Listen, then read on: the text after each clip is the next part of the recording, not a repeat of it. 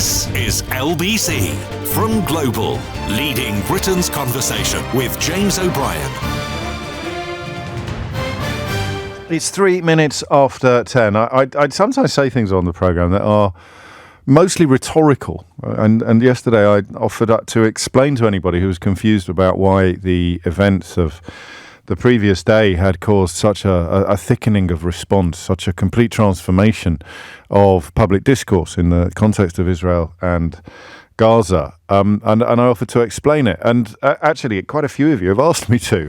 And I thought I had yesterday. But looking back, it was a fairly meagre explanation. My slightly odd obsession with the idea of your ears pricking up when your own hometown gets mentioned in the news, and the inevitable multiplication of concern, multiplication of care when people from your own country, and this applies to everybody, this applies to government, to media, to civilian, to citizen, people from your own country are killed in even if there's a natural disaster, a tsunami or an earthquake. If someone from Britain is killed, it will get much more coverage, to a factor of millions, than the death of the natives of the country where the tragedy has hit. And I thought that was fairly self-explanatory. I thought that was fairly clear. And I still do.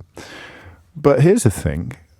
I don't want to say even I, because that sort of casts me in some sort of superior role, but I can't think of a better way of putting it. Even I am surprised today by the last 24 hours. You heard Sir Alan Duncan, I think someone who just about deserves that overused phrase, Tory grandee, speaking in language I've never heard before, I don't think, from a conservative politician.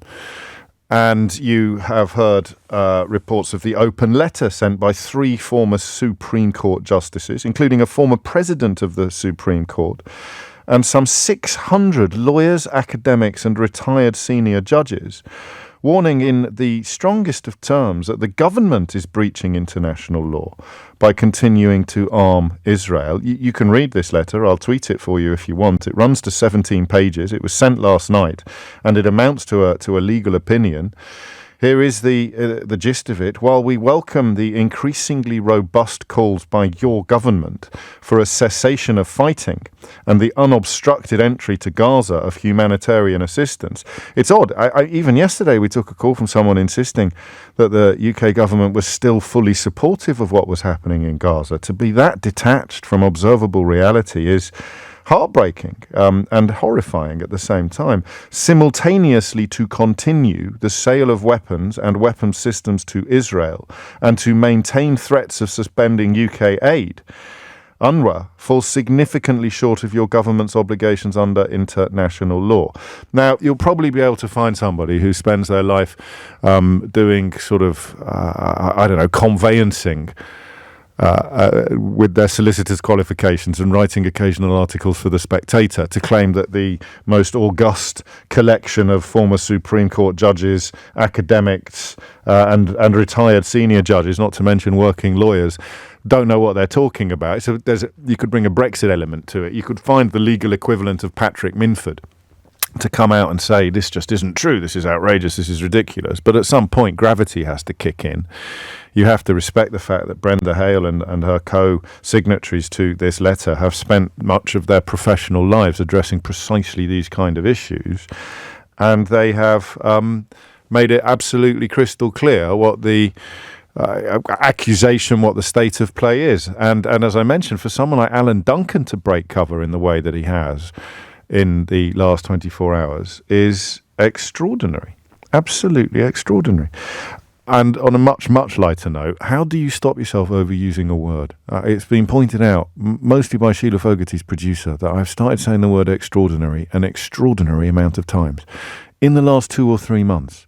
And I would like to cease this extraordinary behaviour as soon as is plausible or feasible. But I just caught myself. I must have said it 6 times already this morning. Maybe we live in extraordinary times. And isn't that a James song? And there is no other word that fits the bill quite so perfectly. But here we are, okay? The killing of 3 British aid workers, very deliberately. I'm afraid there is no wriggle room there. The nature of the attack, which is described in forensic detail in various media this morning, and indeed was yesterday, makes it impossible to claim a form of error. You can claim we didn't mean to do it in some sort of overarching way, but you can't claim we didn't mean to do it in that moment. And reports from Israel tell us that the breakdown in discipline on the front line, that regional commanders essentially pursue their own idea of what is and what is not a justified target, is a crucial part of the tragedy. But to see the speed and the strength with which professional opinion has turned against Israel has taken me by surprise. I didn't think I was going to be surprised. I was surprised when Nick yesterday called for the arms sales to Israel to stop. I'm sure he won't mind me describing him as somebody who has historically been very full-throated in his support of most actions of the Israeli governments, successive Israeli governments, up to and including Benjamin Netanyahu's. I opened the Daily Mail of all papers today, and this headline in some ways is incredibly significant, because it sounds as, I mean, it's 6 months ago. It would have been, I think, in The Guardian or somewhere like that. But Stephen Glover, one of their more vampiric columnists, he talks about being a great supporter of Israel, but having reached a point where he has to call for them to stop what they are currently doing. The intervention, as I mentioned, of Alan Duncan's calling for Conservative colleagues to be thrown out of the House of Lords. I'm a supporter of Israel, says Stephen Glover in the Mail. And he's got page 14. He's got the main op-ed position, or arguably the second most important op-ed position, with the most important currently addressing the question of what to do if you're faced by a herd of killer cows.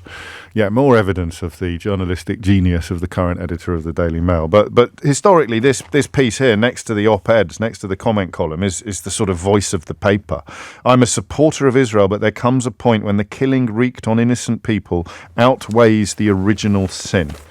A word on the original sin, the brutal, bloody, disgusting murder and kidnapping of hostages by Hamas on October the 7th, some 1,200 people killed in brutal circumstances. But that phrase there, on that page, in that paper, outweighs the original sin, addresses the question we've been asking on this programme forever, pretty much since it started, is at what point does the response outweigh the provocation? At what point does the response outweigh the original sin?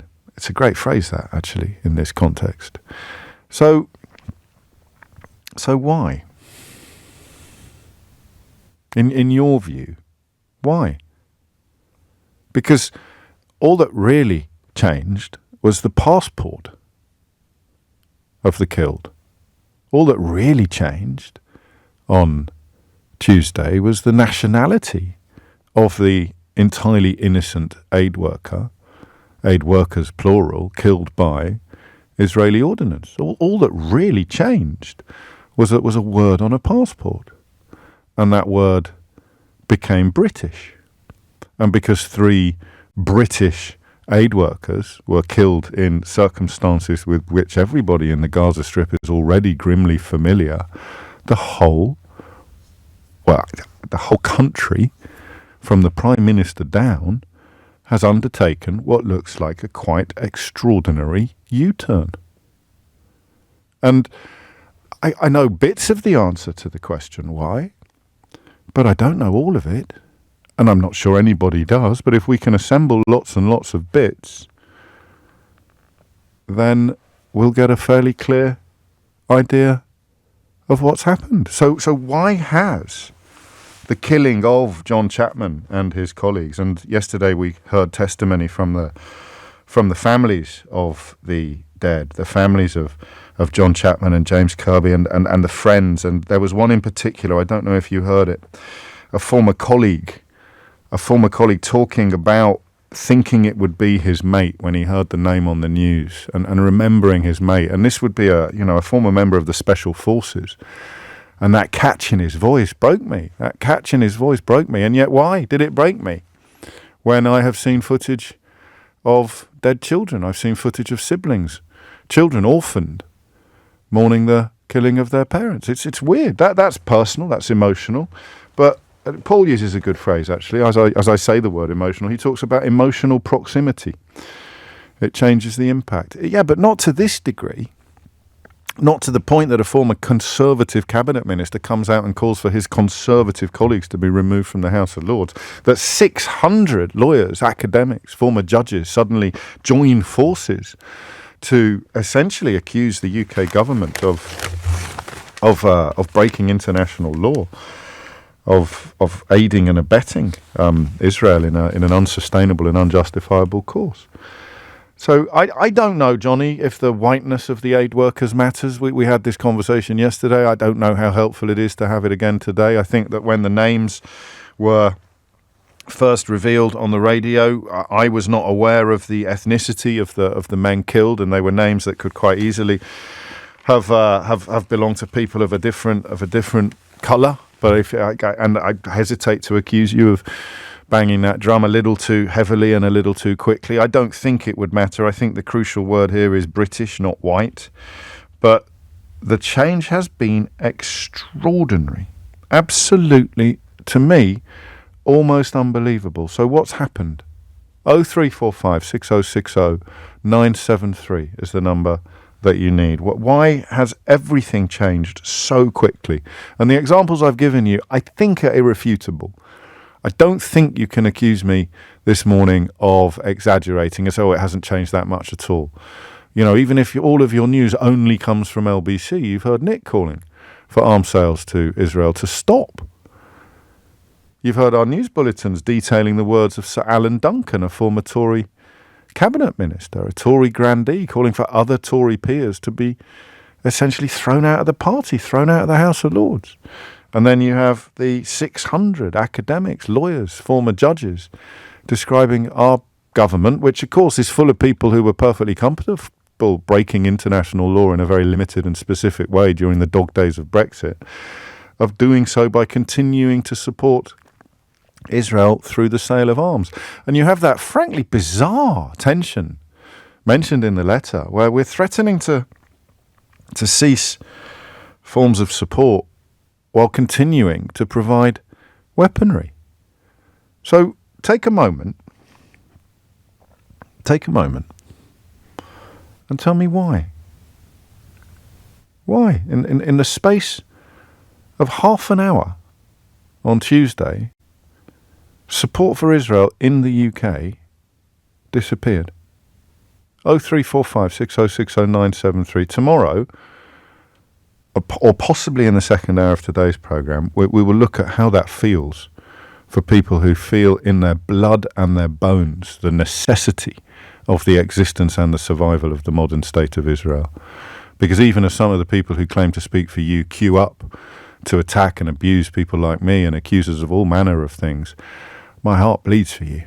My heart absolutely bleeds for what the relationship between generational trauma and Benjamin Netanyahu's hemorrhaging of decades of support and goodwill leaves you feeling. And we will, I promise you, examine that at some point in the coming days. But today I want to look at the moment, the immediacy of this moment, and the frankly unprecedented speed and strength of support disappearance, support dilution. Why? 0345 6060 973. James O'Brien on LBC. James O'Brien on LBC. 19 minutes after 10, a quick text, and then we'll get stuck into the phone calls. And the person who sent this has asked me to respect their anonymity, which I'm more than happy to do. Good morning, James. I wish to remain anonymous, but I was in Royal Marine training and served with James Henderson, and this is such a tragic loss. He was an exceptional Marine, and I'm still in shock about what has happened. They were working for a security company tasked with protecting the aid workers. Nevertheless, this should not have happened. The West condoned Israel in doing whatever it took to eradicate Hamas. This gave Israel carte blanche to do whatever they wanted. I have not agreed with the UK involvement or their backing of Israel from day one. And as much as it pains me to say, this was always going to happen. Israel is doing to Gaza what Russia is doing to Ukraine and China is doing to Taiwan. I thought it was important to read that out, given the provenance of the contributor. But the question we're addressing more directly this morning is this. Why has this event, these killings, changed everything so much and so quickly? Let's start in Brentford. Richard's there. Richard, what would you like to say? Hi, good morning, James. Hello, Richard. It's really interesting, this. I don't think it's a sudden process. No. I mean, I've been reluctantly supportive of what the Israelis have been doing. No need to go into the reasons, but generally, yes. I've thought they're in the right. But I've had reservations, and I've listened to other arguments, and gradually, those kind of come into the foreground more. And then this is so bad on, I think, at least 2 counts that it kind of tips you over. And I think it's a bit like ice, isn't it? Go on. If you've got ice at -3 and it warms up to -2, -1, you don't see anything. When it goes beyond 0 to 1, it melts. So, what you're seeing, I don't think is a sudden change. I think it's gradual. Well, you remind me of 2 things, actually. The first is that as the self-crowned king of absolutely appalling analogies, I don't get to criticise yours at all. and the second is that I've actually asked, without realising it, I've asked 2 questions this morning. I've asked to account for our personal shift in opinion or in support, and to account for the meta shift, for the bigger shifting, because I don't think your analysis applies to the government, does it, or the Daily Mail, or some normally reliably one-eyed supporters of Israel's foreign policy, whatever it may be and wherever it may take them. And that's good. I want both, but you're describing yourself. Is there a sense then that, and I'm not putting words into your mouth, I'm wondering more broadly whether quite a lot of people have reached a point in the last few months where they knew what was happening was wrong, but they didn't feel emboldened enough to say so for reasons, including the vicious attacks and accusations of anti-Semitism that are visited upon anybody who dares to say anything remotely critical of the Israeli government, or that double down theory, that sense of, well, then if I'm not supporting them in March, maybe I shouldn't have been supporting them in October.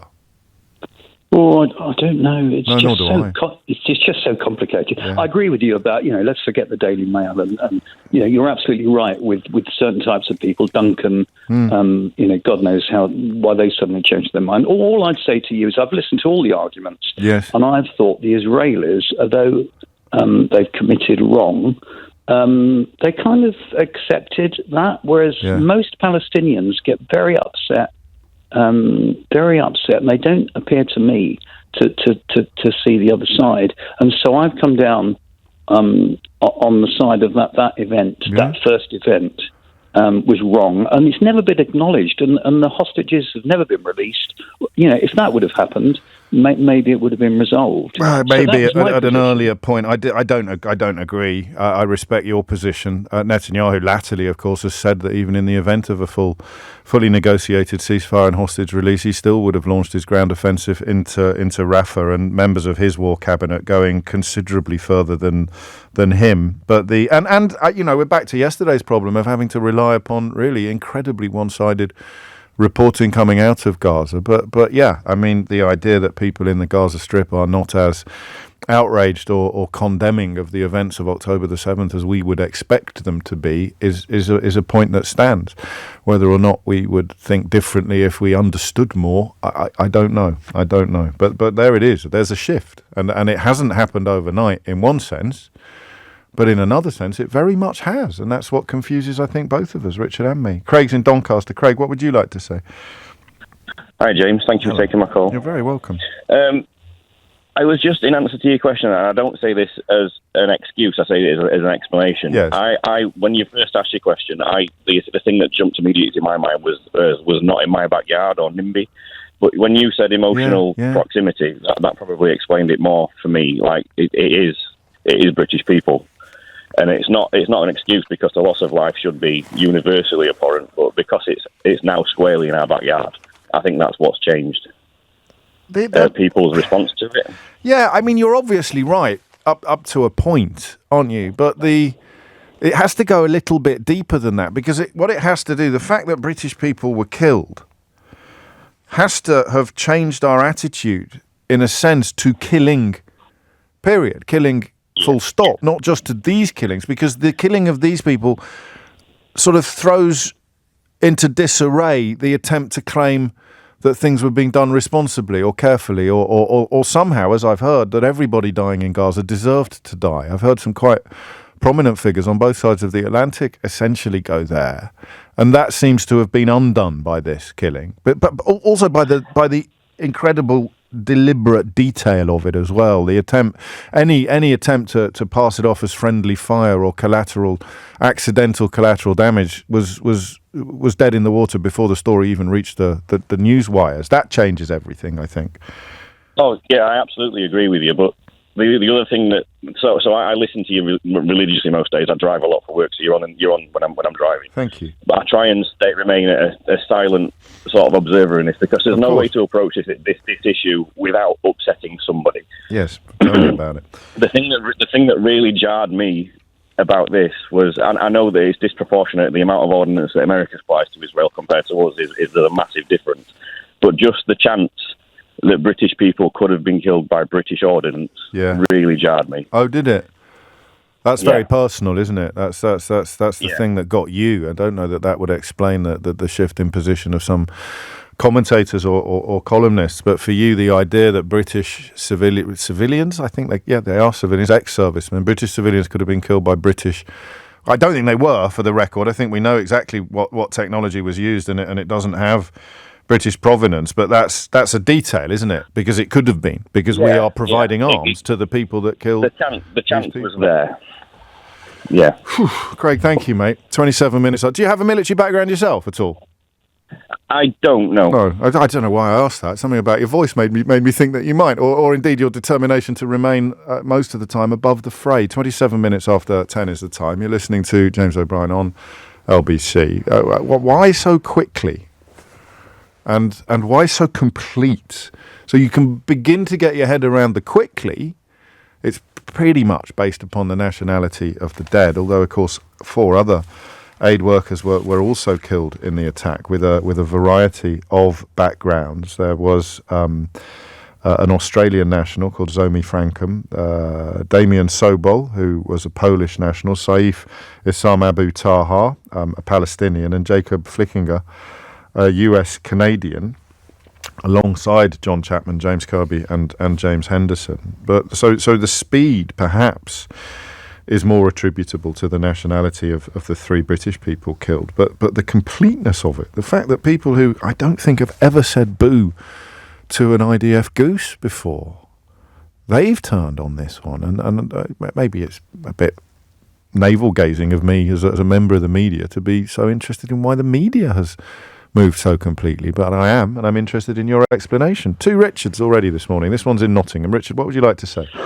Well, all it is, as far as I'm concerned, if you take what's going on in Gaza, it's like it's as far away as the moon. Although we've got 24-hour coverage, we see all this, but now, suddenly, we've got nationals from Europe and America, and it's almost as if these killings have taken place in this country, and we're suddenly awake to the fact we've got British people and Europeans involved in it.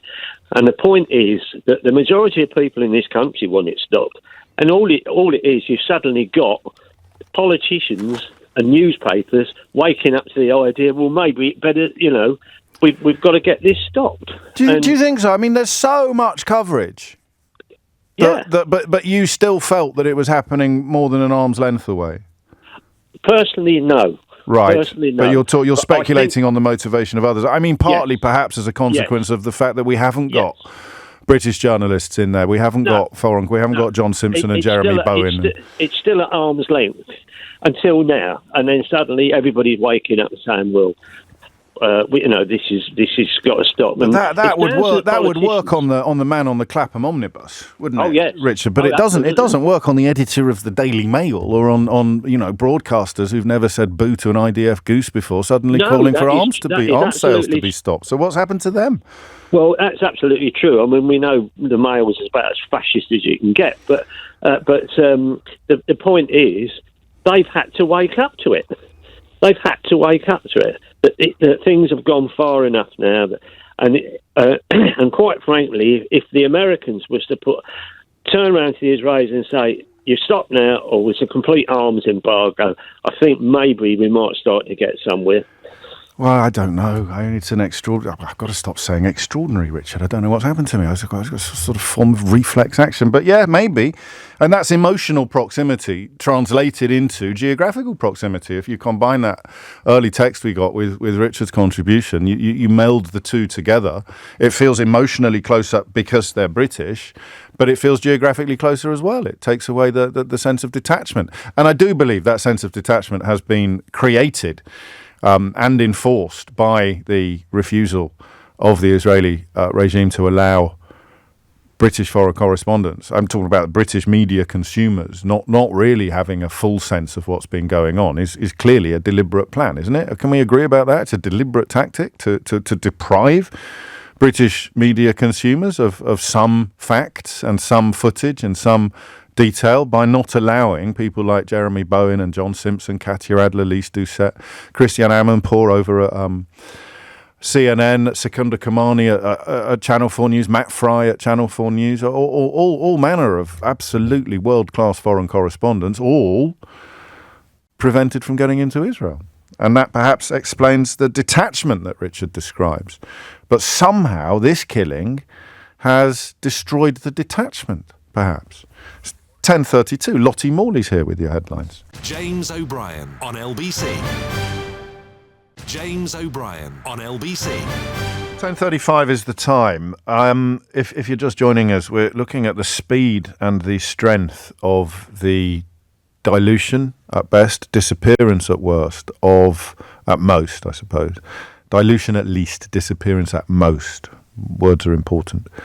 Of support for the IDF, for the current Israeli government in its Gaza offensive, and the obvious fact that killing of 3 British aid workers has changed everything. We're just examining the question of why it has changed so much so quickly. Peter in Finchley puts it particularly well. Sadly, he writes, there tends to be a default starting position in this country of Muslims bad, Israel good. However, there's only so long that people can ignore the evidence of what's happening. This senseless killing of the 3 British aid workers has now made it impossible to justify what Israel is doing. And maybe it is a bit like a straw that broke a camel's back or something, that sense in your soul, in your conscience, that this isn't justifiable, but you couldn't really go there because you'd been so outspoken previously in your support, because you've been historically so supportive, because you feel keenly that relationship between generational trauma, Holocaust, pogrom, persecution, and the modern state of Israel, which informs well-meaning and important support for the state of Israel historically. You didn't want to step back from that position for powerful and comprehensible reasons. But you have known for some time that you were defending the indefensible. And the killing of the 3 British aid workers by the IDF in such a deliberate fashion just almost liberated people to say what they have feared and thought for some time. I don't know. I'd just clarify one thing that Peter says about that line, Muslims bad, Israel good. I mean, Hamas evil, Israel good is one interpretation of it, but it's the conflation of terrorists with everybody up to and including middle-aged mums pushing their prams through central London to call for peace in Gaza. People describing them as Hamas sympathisers, people describing them as hate marchers. Our own Home Secretary, as was, describing them as hate marchers. So, if you need proof of the insidiousness of that attempt to conflate everybody calling for peace with actual terrorism, I'm afraid it's been unfolding in front of you now for the best part of 6 months, from the highest levels of the UK government down. 10:38 is the time. Kieran's in Cork. Kieran, what would you like to say? Hi, James. How are you? Well, I'm not British, so I can't comment on the kind of emotional strength of 3 former British military people being killed. And the days when Irish people are celebrating the death of British soldiers are over, thank God, and we're all happy about that. So I do understand it a bit. But what I think is it's changed across the world. Like, people demonstrating outside Netanyahu's house in Israel, like across the world, the argument that they're targeting Hamas when they're killing food workers going into Gaza is just finished. Like, it's over. You can't make that argument. And so people perhaps were clinging onto it by a gossamer thread previously because of the number of aid workers of different nationalities that had already been killed, the number of journalists that had already been killed, the number of civilians very violently disputed or even perhaps distorted by some of the coverage, claims that they're really, really careful and a third of them are terrorists. That claim seems to be falling apart the more we learn about the Lavender AI system, but until this tragedy, this atrocity, you could cling by a gossamer thread to the idea that they were doing what they said they were doing. Barely. I mean, now you personally can't. Speaking, I couldn't. No, I know, but we're imagining the thought processes of the people that have never said boo to an IDF goose before, now calling for weapons sales to be stopped.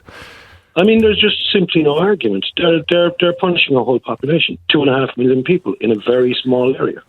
And that is, it's not for us to sit in judgment on that. That's your opinion and your description, but that would constitute a collective punishment, which would constitute a war crime, which is, part of the rationale for the 600 academics, retired senior judges and lawyers concluding that the UK government is now breaching international law by continuing to arm Israel. 100%. Logically, rationally, that's what's happening. Do you know what I mean? I mean, that's I do know what you mean. And what's do you have enough of a handle on it to compare British media to Irish media? Has it been a slightly different story in Ireland, or do you hear? It is very different. Tell me how. Very different. Tell me how. Basically, Irish people collectively, anyway, our history, our colonial history and blah, blah, blah, which you all know quite well. Blah, blah, blah. There you go. I got an A level in that. Go on. But, it's just, it's the same as the South Africans. It's like, there's no irony that we've signed up to the South African case in the ICJ because we understand this. This is colonialism. This is ethnic cleansing. This is trying to control a territory. And that is honestly, because I'm pretty clear about what your opinions are, but you're telling me that is reflected, that position is reflected in Irish media more broadly in a way that it's barely touched on here. Barely touched on. It is. Okay, that's really interesting. Another reason why we should all try perhaps to extend our source material a little, given the complication of the issues under discussion. Kieran, top man, thank you. Emma's in Market Harbour. Emma, what would you like to say? Hi, it's kind of building on. Hi, James. It's kind of building on what your other callers have said, and just thinking back to how it's a path that they've been on and the excuses that have been made to the civilian deaths and atrocities. So starting off with, well, we're after Hamas, we want to release the hostages, and then moving on to to fast forward to the awful bombing of the hospital as well. Well, there were Hamas were in there, and then UNRWA as well had been infiltrated by Hamas. But now with this, they've even in there, to quote them, these were one of the good guys, this charity. Yeah. And the route had been planned, and it was a sustained targeted attack on that convoy. And now they've got nowhere to go. But this is, they've got no excuse this time. They are targeting. And so I mean, even if the excuses had seemed increasingly flimsy, the idea that, apart from the people who go so far as to say there are no innocent people in Gaza, no, actually including them, the people who say there are no innocent people in Gaza, even the babies deserve to die because Hamas. They might grow up to support Hamas, or even the babies, even they can't defend this because it's 3 British former servicemen. Yeah. So the idea that they are Hamas supporters, or that they're going to grow up to be Hamas supporters, or that they are secretly corrupt, or that they are, I've got proof that they're Hamas supporters, but they go to a different school. They're just all, that's exactly. So impossible that this becomes the utterly indefensible act. So they've had to switch. They've had to switch their way. I mean, they've been dancing on a pinhead with the politicians and totally disagree with their stances on it. And I'm disgusted that we can still be, on one hand, selling arms to Israel, and on the other hand, trying to get aid in. And it's just bonkers. Yes, really. Well, it is, and you know, just another illustration, perhaps, of why people have been reluctant to come forward with their honest thoughts and convictions. Is a daily experience for me. So even now, in the last 10 minutes, on Twitter, someone called Melissa Weiss, Weiss.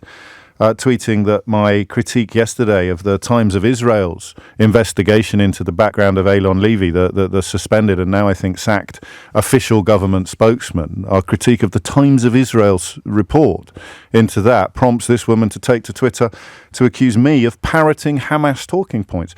Were you listening yesterday, Emma, to the programme? Do you know, I missed it yesterday. Well, that's a relief, because you managed to swerve a parroting of Hamas talking points by a journalist who was reading stuff out of the Times of Israel. Such is the I don't know whether you call it moral corruption or just dishonesty of people like Melissa Weiss, who's been tweeting that this morning. A Times of Israel report into a fired official government spokesman for Israel who had absolutely no qualifications for that role whatsoever, by his own account in this interview, gets translated on Twitter by someone obviously seeking to bring trouble to my door as parroting Hamas talking points. I've retweeted it from my account if you want to have a look for yourself, if you doubt I'm sure you don't, but if you did doubt the veracity of what I'm telling you. 10:45 is the time. James O'Brien on LBC.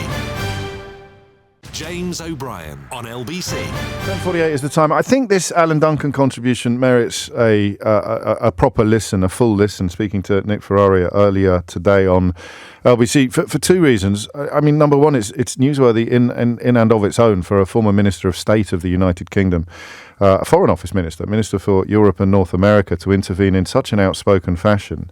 And number two, it's a very strong illustration of what we're talking about today, the speed and the strength of the dilution in or disappearance of support for Israel's actions in Gaza. In the last 48 hours have been extraordinary.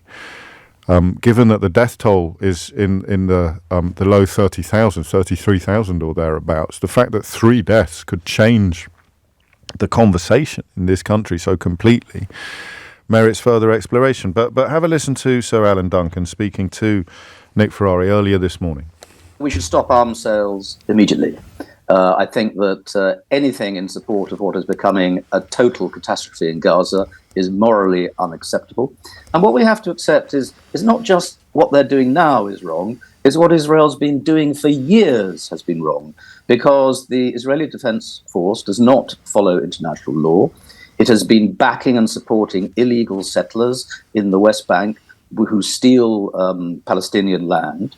And it is that land theft, that annexation of Palestine, which is the origin of the problem, which has given rise to the Hamas atrocity and the battles we're seeing.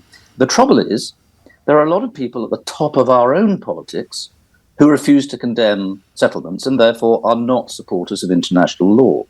And I think the time has come to flush out those extremists in our own parliamentary politics and around it, some of whom are at the very top of government or have been, and they have never been called to account by journalists and the press to say, well, do you agree with your own party's policy?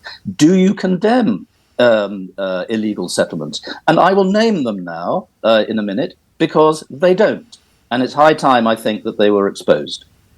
Go ahead. I'm not going to get in your way in the naming, sir. Okay. Well, I'll tell you, the Conservative Friends of Israel has been doing the bidding of Netanyahu, bypassing all proper processes of government to exercise undue influence at the top of government. So what you have is a lot of people now sitting around Rishi Sunak who are giving him appalling advice. Let's start with the head of CFI, or has been for many years, Lord Pollack. In my view, I think he should be removed from the Lords because he is exercising the interest of another country, not that of the Parliament in which he sits. Joined, I have to say, by Lord Pickles. They're the sort of Laurel and Hardy who should be pushed out together. But at the top, I mean, slightly improved by the removal of Robert Jenrick and Suella Braverman, although even today she is still supporting Israel and the bombing and the annihilation of people in Gaza. And she does not believe that settlements are wrong, nor, I suspect, do Michael Gove, Oliver Dowden, and Priti Patel, by the way, should be reinvestigated for her visit. We still don't know who paid for her trip when she came back and tried to change government policy as a result of going on a secret trip without actually telling her officials or even the local ambassador. And if you pick up Wikipedia and you read the entry for Tom Tugendhat, who is our security minister, it says, and I'll read it out, he condemned the United Nations Security Council for its official criticism of Israel's building settlements in the occupied Palestinian territories. Now, that may have been some years ago, but he's never removed that. He's never changed his view. How can you have a security minister in the British government who does not believe in international law when all this is going on? I think he should be sacked. 10:52 is the time, and LBC has approached each of the individuals named here for comment and response. A statement from the Conservative Party says the Conservative Party has an established code of conduct and formal processes where complaints can be made in confidence. This process is rightly confidential. The Conservative Party does not tolerate any form of racism or discrimination. Am I allowed to say pull the other one? Have you seen who's in the Conservative Party at the moment? Well, if I'm not allowed to say pull the other one, the consequences of me saying pull the other one will be very interesting to discover. But all of the individuals named there have been approached for comment by LBC.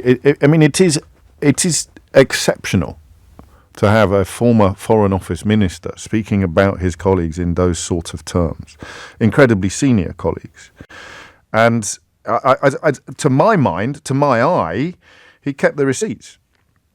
Talking about honest Bob Jenrick and Suella Braverman still supporting Israel and the bombing and annihilation of people in Gaza, even after their tactics were responsible for killing 3 British aid workers. Priti Patel, of course, fired for travelling to Israel when Theresa May was Prime Minister and meeting with the foreign government and not telling anyone.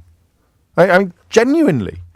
That was caught up in the Brexit madness, so it kind of got a free pass. But this is not normal stuff. You know, Brandon Lewis stands up in the House of Commons and says, we're going to break international law in a very limited and specific way. They were kind of talking about potato imports. But to be doing it on the world stage in the grimmest of contexts, that's generational damage, generational reputational damage. An incredible contribution, I would argue, from Sir Alan Duncan, and I don't think many would disagree. So why has this dilution/disappearance of support in the last 48 hours been so complete and so quick? Mohammed is in Stratford. Mohammed, what would you like to say? Good morning, James. Hello. I actually missed Nick's programme this morning. Normally, it's a platform for Israeli government propaganda. Well, ring. I mean, with respect, Mohammed, ring him and tell him that. Yeah. With respect, completely with respect. Okay. I think the reason things have changed is that, firstly, yes, they were British, and it is too close to home. 30,000 odd lives haven't mattered, but because these 3 were British and it is too close to home, yes, that's definitely changed perspective. And also, the Israelis have done this systematically. So they've hit one, then they've hit the second, then they hit third. And done it when apparently Netanyahu was in hospital having an operation or whatever. So thinking, oh, well, I wasn't aware of it. So he could try brushing it off, which I don't think they have at the moment. But also... What about... Let me... Just... What if this had happened in the middle of October of last year or the end of October of last year? It wouldn't have got the response that it's getting today, would it? It probably wouldn't have. But these guys actually also helped Israel in October. So they couldn't, this agency couldn't be labelled as Palestinian. You mean the charity went in as emergency response to the terror attack on October the 7th as well? So they can't Which be I completely condemn, and it shouldn't have happened. And it's, Israel does have a right to defend itself, of course. But the for the British government, their official position on Gaza is that Gaza is occupied. That's the official British position. So we've been complicit in the terror crimes that Israel has been committing over the years, and especially since October 7th, in the view that it wants to defend itself. This is not defense. This hasn't been defense. Since when? I mean, in the context of October the 7th, when did it cease to be defence and become something different? Probably after the first lot of hostages were released. They could have carried on. So we always say, we don't negotiate with terrorists.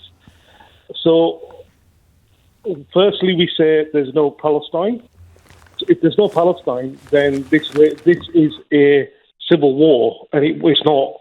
It's a civil war, so it's Netanyahu killing his own people if there is no Palestine. But then our official position is Gaza is occupied. So if Gaza is occupied, it's now he's killing his own people. So we've not been independent. We've always sided with the wrong person here. We shouldn't be sided with anybody. We shouldn't be siding with the Palestinians. We shouldn't be siding with the Israelis. We should be independent. I think I don't know that that's possible. I don't. I think that it's not possible. Supporting the sustenance of the modern state of Israel is a responsible and moral position. In existential terms, I think you're probably talking about support for the tactics deployed subjectively by Israel to protect itself. By wanting the state to survive and exist, you do not have to approve of what they say they need to do in order to ensure the protection and survival of the state. I just wanted to clarify what you were saying for my own benefit. I completely agree. That's what these people miss. These people queuing up to describe everybody criticising Israel as a Hamas apologist is that they completely miss the fact that the people they support are doing the most damage to their cause that we've seen in 60 years at the moment. It is, and then again, we have to look at, everybody hates looking back at history because everybody just wants to look at October the 7th. But October the 7th wasn't the start. Let's not go back 50, 60 years. Let's go back 6 months and the attack at the West Bank and what the Israelis, the IDF, do to these people constantly, daily, and taking off, they're burning their olive groves and then poisoning the water or cutting off the supply of the water, everything. And we're complicit. We're complicit from Rishi Sunak's been complicit in this because of Gaza Marine 1 and Gaza Marine 2, where his father-in-law's company has been given contracts by BP for over $1 billion. I don't think we need to bring that into. I don't think Rishi Sunak's position is motivated by the business interests of his father-in-law. I think it's well dodgy enough without having to bring in that sort of borderline tinfoil hat stuff, Mohammed. Don't you, really, on reflection? So Alan Duncan has revealed what he's revealed today. And it quite clearly shows where our position has been. Well, where the position of the people he has named has been, and the influence that he says they have brought to bear upon people like Rishi Sunak. I guess I'm just being very careful today because even as people throw around ridiculous and offensive insults, the only conscience that you answer to or I answer to is our own, and having the confidence to speak to your own conscience it's almost a revolutionary act in the British media at the moment, and never more so than on this subject, which is why I am so interested in what has happened to all the people who've suddenly discovered some semblance of conscience or some sort of I don't want to say backbone, but I can think of no better word to describe what has been missing until this point.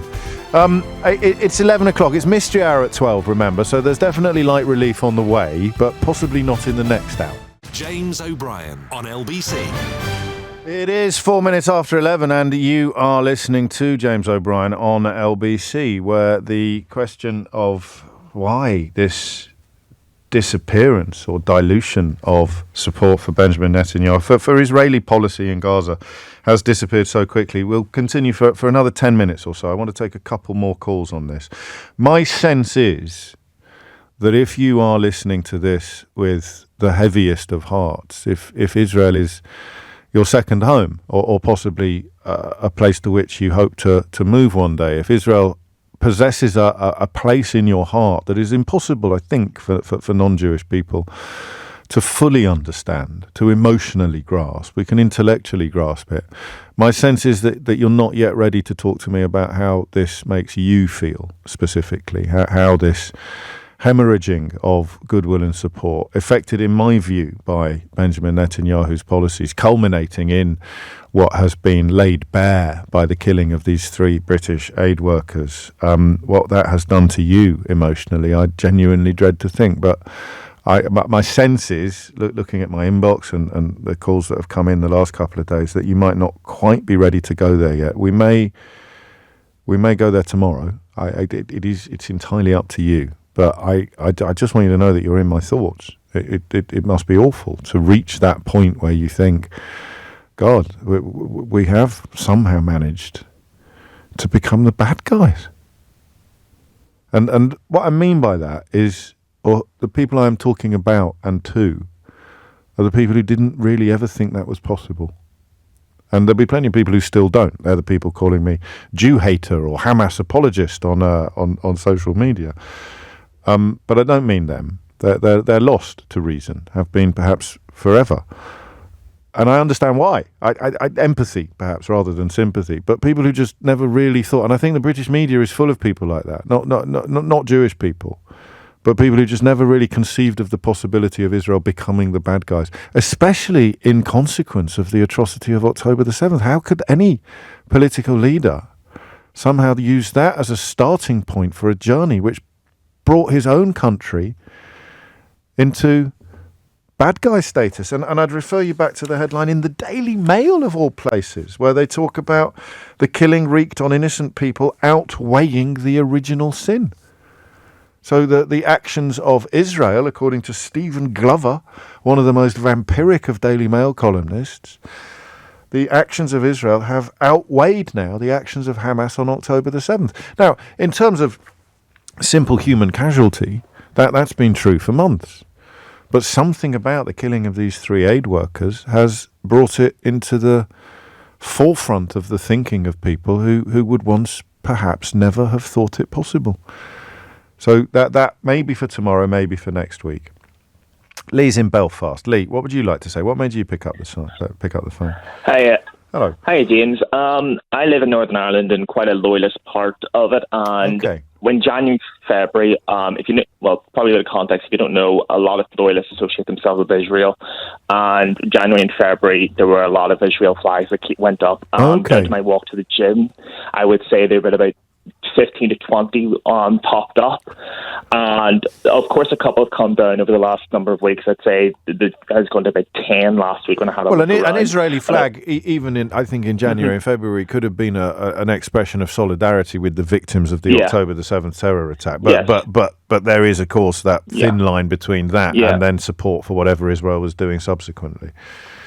Yeah, I agree on that front. But the only reason I mentioned that is because last night I was walking down the gym and I noticed that all of them had gone. Oh, gosh. And the reason why I think it is because the one time you'd see more flags than that is probably around Remembrance Day. Yes. And a lot of they should not be forgotten. And I think it's a lot of people are taking anybody who are very pro-Israel or also probably very pro-military. Right. And when they heard that they were British military veterans who had been killed, that I think is what's caused probably them to probably turn their back on the sport, or if not, just reduce their support. You cover a lot of ground there, and you bring the element that perhaps we haven't touched on yet today, which is it's the military background of the 3 killed men that has moved some of the feeling that seemed most stubborn. And there are a few feelings more stubborn than a loyalist in Northern Ireland at this point. But that to move them, it is the killing of former British soldiers, specifically soldiers. So we're moving beyond British in a way. It's like a refinement of British. A British soldier, a former British soldier, that changes everything. Yeah. And to get of course you're right. To get the antithesis as well, I also do have a lot of friends in the Republican areas, and the Palestinian flags only just increased in number. I was only there on Sunday, but the pretty much at least one on every street, especially if you go around the university areas. Yeah, I mean that's extraordinary, isn't it? It really is. And of course, I guess the mistake I've made this morning is thinking that there was some sort of homogenous reasoning, but there isn't. The different positions on a personal level and on a political level, and that's why that text that I read out right at the top of the show from someone who both trained with and served with one of the killed aid workers was so powerful. Thank you, Lee. That was a little shiver then when he just said all the flags have come down, and that's what I was talking about, or at least trying to talk about, when I was describing the horror that you must be going through now if you're not on the extremist wing of support for Israel, but it is a crucial part of your identity. It is the place where you will go when the persecution begins again. That's always been the phrase, if you like, in my head that I find most poignant, and to feel the hemorrhaging of support, whether in a stark and simple way, like flags being taken down in an area that would once have been violently supportive of Israel's rights to defend itself, up to and including the events of the last 6 months. I don't know. As I say, I'm not sure you're ready to have that conversation yet, but when you are, I'm here. Sam is in Golders Green. Sam, what would you like to say? Hey, James. Thanks for taking my call. Appreciate it. You're very welcome. Just want to start by very briefly expressing my admiration for yourself being the absolute bastion of reason and free speech. Well, and I'm doing my best, but you're very kind. Thank you. No, I've seen over the past few weeks, I've been a regular listener, and I've seen absolute loonies come at you with all kinds of allegations, and you've been very, very graceful and magnanimous, and obviously, picking them out and obviously breaking them down, and but sure. Keep up the good work. Thank you. Look, James, I'd like to say that.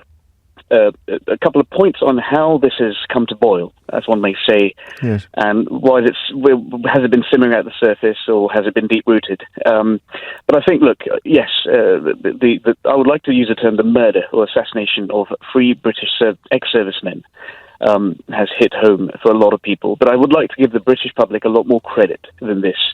If we were to, just for the sake of a neutrality and level playing field for this discourse, take the starting point as the 7th of October. You and me both know that's been happening for long before that, but let's just take the 7th of October. A lot of public opinion has swayed since then because of the sheer brutality of the campaign. And as you had rightly iterated, over several calls, several hours, not least yesterday when you were trying to fight off Trevor, was the fact that people are now have been really shocked. They've been willing to express their opinion. Obviously, Israel is an ally, a partner for the West in the Middle East for several decades. No one's disputing that. But the sheer brutality of this campaign by this particular regime has shocked people to the core. Now, while several neutrals, several people who are on one side or the other wanted to speak out and have spoken out, I'd say the majority of listeners have chosen not to speak out for the sake of offending someone such that was displayed by a couple of Roberts ago in your call, saying that you can't do this conversation without offending someone. No, well, and being called a Hamas apologist or a Jew hater, I don't know that I ever want my skin to be so thick that doesn't at least resonate on some level. I don't want it ever to silence or quieten me, but these are not throwaway comments, even as people insist on throwing them away. They're preposterous allegations at the very least, James, and anyone with half a brain cell can see that you're the most neutral individual at LBC and one of the most prominent journalists in British journalism who've taken a level-headed stand on this. No, absolutely, James. Look, I mean, anyway, carry on. Yes, go on. 2 points I wanted to make here, sir, is the reason why it's come to fruition, this level of disdain at the killings of the ex-service military men, and obviously the poor souls who were in the convoy, is because the large majority of the British public have been silenced. We've been censored by this extremist, I'd like to use Mr. Gov's own words, this extremist government, using several tactics and nuances to silence this. I mean, for instance, Suella Braverman calling these hate marches. Yes. Exactly. Rishi Sunak coming out in a conference to call out that when there's several other policy topics he could have come and addressed, the joblessness and millennials. You have official spokespeople for the Israeli government describing everyone on the march as rape apologists, and then popping up the next day on the BBC and LBC and ITV. Exactly. Discussing allegations. So large majority of us have been silenced into submission because we're fearful of being called either, but unfortunately that you bravely faced, being Hamas apologists or anti-Semites. The term has been weaponized to silence the majority. Now, what this has done, it's led to a pent-up feeling of emotion, a moral obligation that's been suppressed, and large majority of British people now feel vindicated in their own morality to say, well, that's what we've been feeling along, and this goes to prove that this barbaric regime takes no prisoners, serves no allyship to any country, not least Britain, and they can get away with whatever they want. And the fact that the British government has given nothing but lip service till date, I'm hoping that stance changes, just goes to show how much of a leash they've given the and that's why Alan Duncan's words were so important, interesting today. I'm struck by your analysis and the sense that what we are describing and what perhaps we've been describing for 2 days now is culmination, not aberration. Exactly. The Israeli position will depend upon getting the idea of aberration inflated and afloat, and there will be people prepared to help in that process. Is it plausible, do you think? Do you think that they might be able to change the direction, given the context and environment that you've just described? They might be able to steer traffic away from culmination and back towards aberration? Regretfully, we're 32,000 lives too late for that, James, and that's the problem. Look, I mean, I think the problem with the rhetoric that we have in our great country, and it's a great country to be in for Muslims, for Jews, for Christians. The British Red Cross, several other organisations took birth. Charity took birth. Everything took birth in this country, and in this great country, for us to be stripped of our ability to have a level-headed political discourse is the biggest travesty. I hadn't thought of it in that. Well, I kind of had, but I don't think I've articulated it as well as you have, Sam. That sense of our free speech being compromised. Absolutely. In the context of this very specific conversation. Thank you, Sam. Taking me right up to the break and beyond. I just want to add some words from Peter Ricketts, the former diplomat, and vice chair, of course, of the Royal United Services Institute for Defence and Security Studies. But glancing at the clock, I'll read you that in full after this. James O'Brien on LBC. James O'Brien on LBC.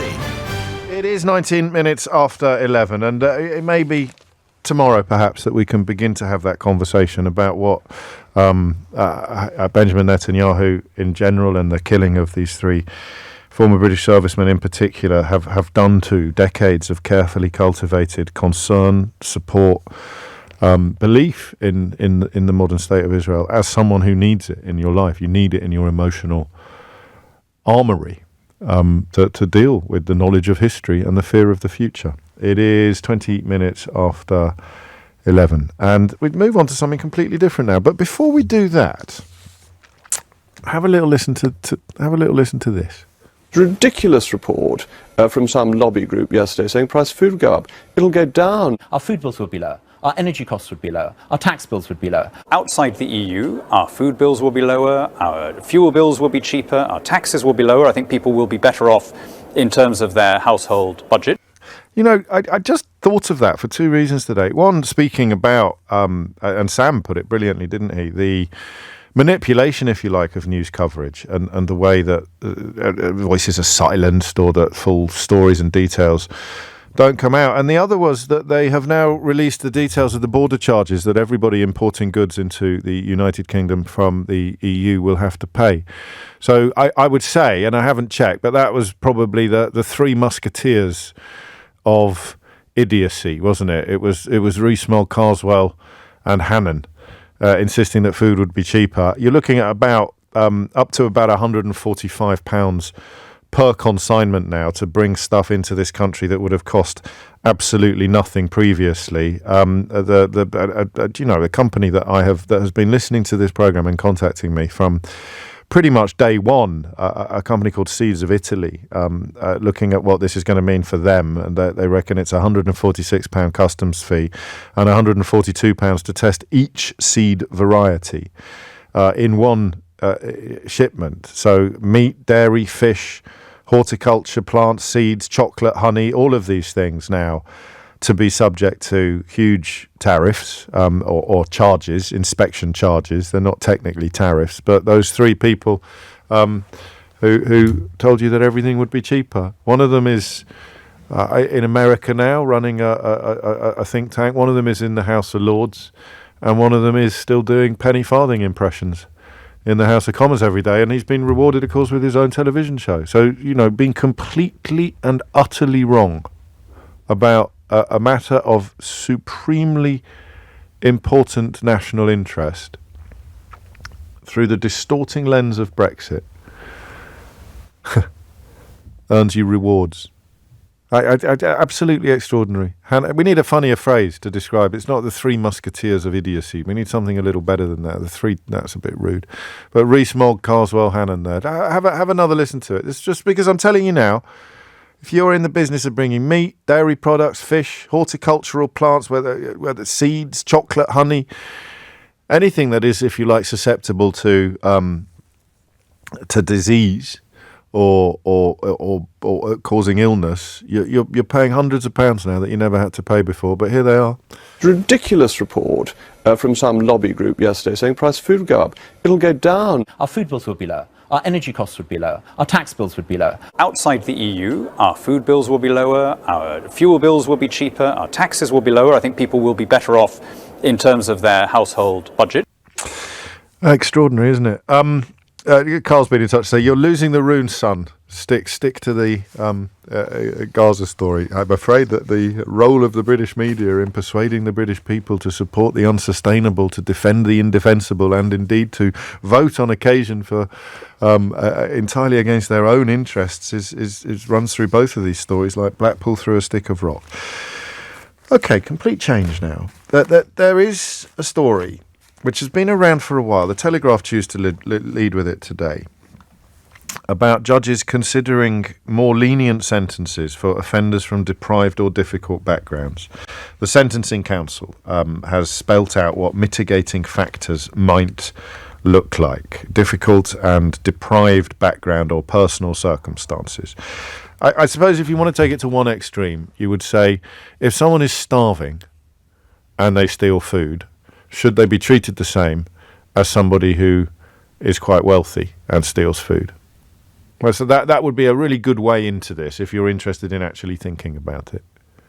Someone is genuinely starving, or someone hasn't got any formula for their baby and can't breastfeed for whatever reason. So are there circumstances in which you would expect a judge to take background or mitigating factors, personal circumstances, into account when sentencing? And the answer to that is, of course there are. Unless when we were deporting people to Australia for stealing an apple from an East London costermonger, then you would have been not only cheering the deportation, but probably in the front row for the hangings at Tyburn as well. Thank you for all your suggestions about what I might be able to call Carswell, Rees-Mogg and Hannan as a sort of collective noun, but absolutely none of them, especially yours, Philip, are repeatable on national radio, or indeed local radio, or indeed any radio that is even remotely regulated by Ofcom. 25 after 11.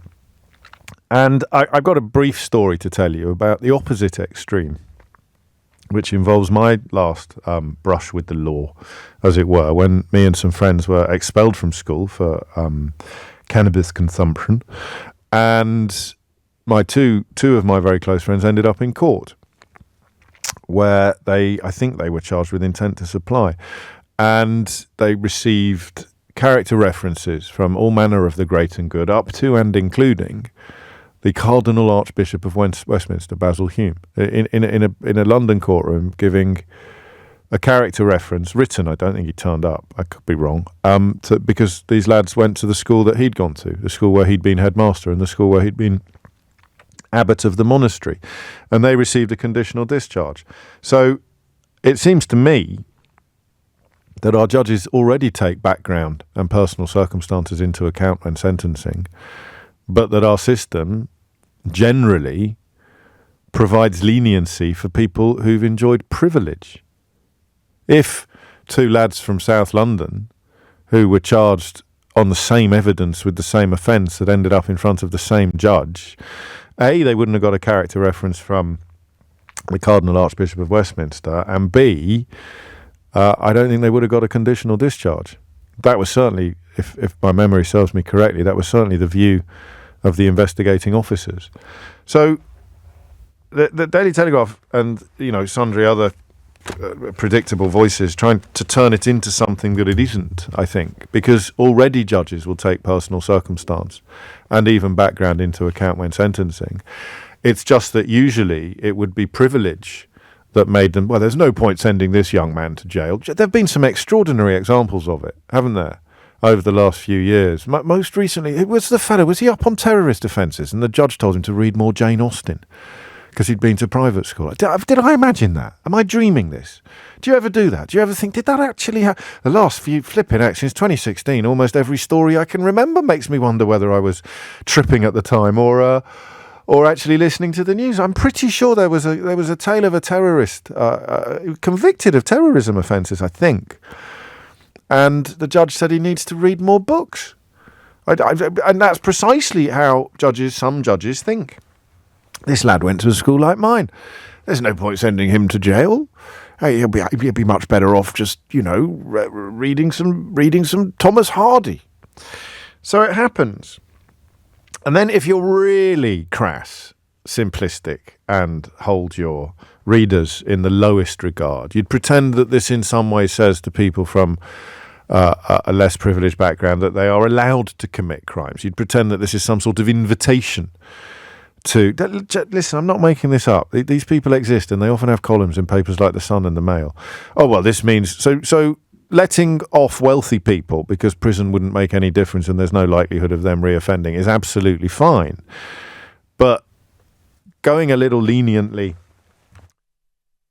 on offenders who had a tiny fraction of life choices that some of us enjoy, that would be absolutely wrong, and it would send entirely the wrong message. And they never say this bit out loud. It would send entirely the wrong message to the lower orders. Do you know why it happens? It happens because if you can't admit advantage, then you can't admit disadvantage either. So if you can't acknowledge that your success in life or your children's success in life is built in large part upon where and when they were born, the wealth of parents, the private education, the privilege that is usually paid for or inherited. Some people manage to breach the barricades. They manage to storm the citadel. They manage to grab it for themselves or their children, despite not coming from that background. My parents being very much an example of that.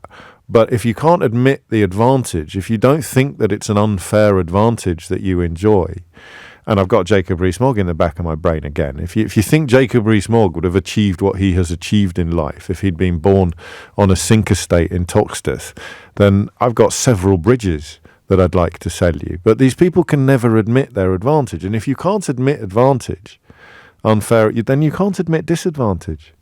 So the only circumstances in which you could have a problem with a judge thinking, well, look, your decision to commit a crime has obviously been informed by your circumstances, your personal circumstances, the difficulties that you have had in your life, which is why you deserve a less strict sentence than the person over there who was given everything, silver spoons galore, and they've committed the same crime. Who deserves to be treated with leniency, the person who's lived a life of privilege or the person who's lived a life of deprivation? Well, obviously it's the person who's lived a life of deprivation, but to pretend otherwise is to accidentally give away your conviction that neither advantage nor disadvantage exist, and that the rich man in his castle and the poor man at his gate are there because God made them high and lowly and ordered their estate. One of the most unchristian things that you could ever believe. So I know what you're thinking. Where the hell is this going as a topic? I want you just to tell me about why your background contributed to your criminality. And don't hold back either. Why you know that if you'd had my background, you wouldn't have ended up in jail. It's that simple. How do you know that? Or why do you think that? If you'd gone to, a very prestigious school, you'd had advantages that other people can only dream of, you wouldn't have gone down the road that you've gone down. Because it's so bleeding obvious, isn't it? That I'm amazed it needs explaining, but apparently it does. Hit the numbers now, you will get through. 0345 6060 973 is the number that you need. Lottie Morley is here now with your headlines. James O'Brien on LBC. James O'Brien on LBC. 26 minutes to 12 is the time. I do sometimes approach stories like this from a very personal perspective, in that I'm fascinated by people who either can't see what is obvious or pretend that they can't see what is obvious. The Daily Telegraph today being the case in point, judges to look at soft terms for deprived, in quotes, offenders. Critics say guidance from Sentencing Council is patronising and inaccurate, and that means they've phoned up people and encouraged them to say that it's patronising and inaccurate. Here's a story from 2017. I don't know if you remember this one. Lavinia Woodward, 26, was given a suspended sentence in 2017 after she admitted slashing her ex-boyfriend with a knife after taking drugs and alcohol. At the time, her defence claimed she would be allowed back into Christchurch College, Oxford, because she is that bright, although the university stressed that no decision would be made, and the judge decided that in order to preserve her promising medical career, she should be spared jail. So there is the example of a judge looking at the circumstances and background of an offender. In this case, a medical student at Oxford University, who didn't go to jail for slashing her ex-boyfriend with a knife after taking drugs and alcohol because of her background and circumstances. Gilded, privileged, and destined apparently for a career in medicine. There are plenty of other examples of this. I'll find you the one about the terror bloke told to read books shortly, or in fact you can find it if you want, and then just WhatsApp it to 0345 6060 973, which is where I was reminded of that story there. So from the other side, what does it look like? How do we know that background and personal circumstances contribute to criminality? And I'll use myself as an example. If you had had my background, are you pretty confident you wouldn't have ended up in jail or in trouble with the law? 0345 6060 973. How does it work? Harold's in Finchley. Harold, what would you like to say? Hi, James. Good Hello. morning. I've spoken to you a couple of times before on other subjects, but this is a subject I had to pull over. I was very passionate about. Okay. Only for 3 or 4 years, I've been involved in a charity, which I can name if you want, won't name if you don't want, that helps prisoners get back into the workforce. And that's and the program includes me being one of their lecturers and then an individual mentor for them as we get them back into the workplace. Guess who's coming in later to do full disclosure for next week? Who? James Timpson. Ah, well, James Simpson knows me well. Well, isn't it a small world, isn't it, Harold? It's a very small world. Anyway, carry on. I did not have... I had a decent background, not particularly privileged, and I built and sold a business, and this is what I do with my spare time, work for a few charities. But this one really captured my imagination. And I'm going to tell you a statistic. Every single one of the people I've mentored, when you hear their life story, you think, yeah, I can see that I would have made those choices too. And some of those choices ended up in the very dark, bad places and in jail for many, many years. And now we're trying to get them back into life, which is not just back into work, but back into life. There isn't a single set of circumstances where if you're genuinely empathetic and put yourself into their circumstances, you would have made any different choices. You're 100% right. Well, you're like me then. In fact, I'll tempt you into the territory I mentioned a moment ago. It's so obvious to me that I struggle to understand anybody who denies it or pretends that they don't understand it. It was obvious, but now I've got a couple of dozen prisoners examples to kind of go with.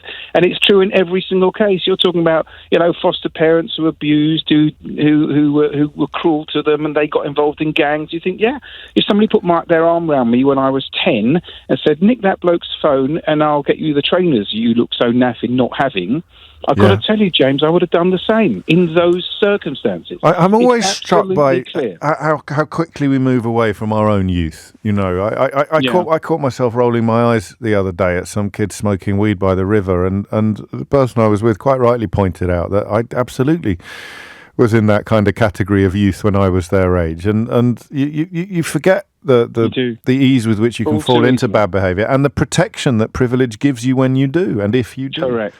Correct. And on the other side of the fence, I have known very privileged people whose fathers have got them incredibly expensive lawyers and spent fortunes on blocking out everything on Google, and hey presto, they re-emerge into life. Yeah. Well, so let's look at the site. Where does it come from then? If you were writing a column for the Daily Telegraph today about how this will encourage people to commit crimes, or it sends the wrong message to people from...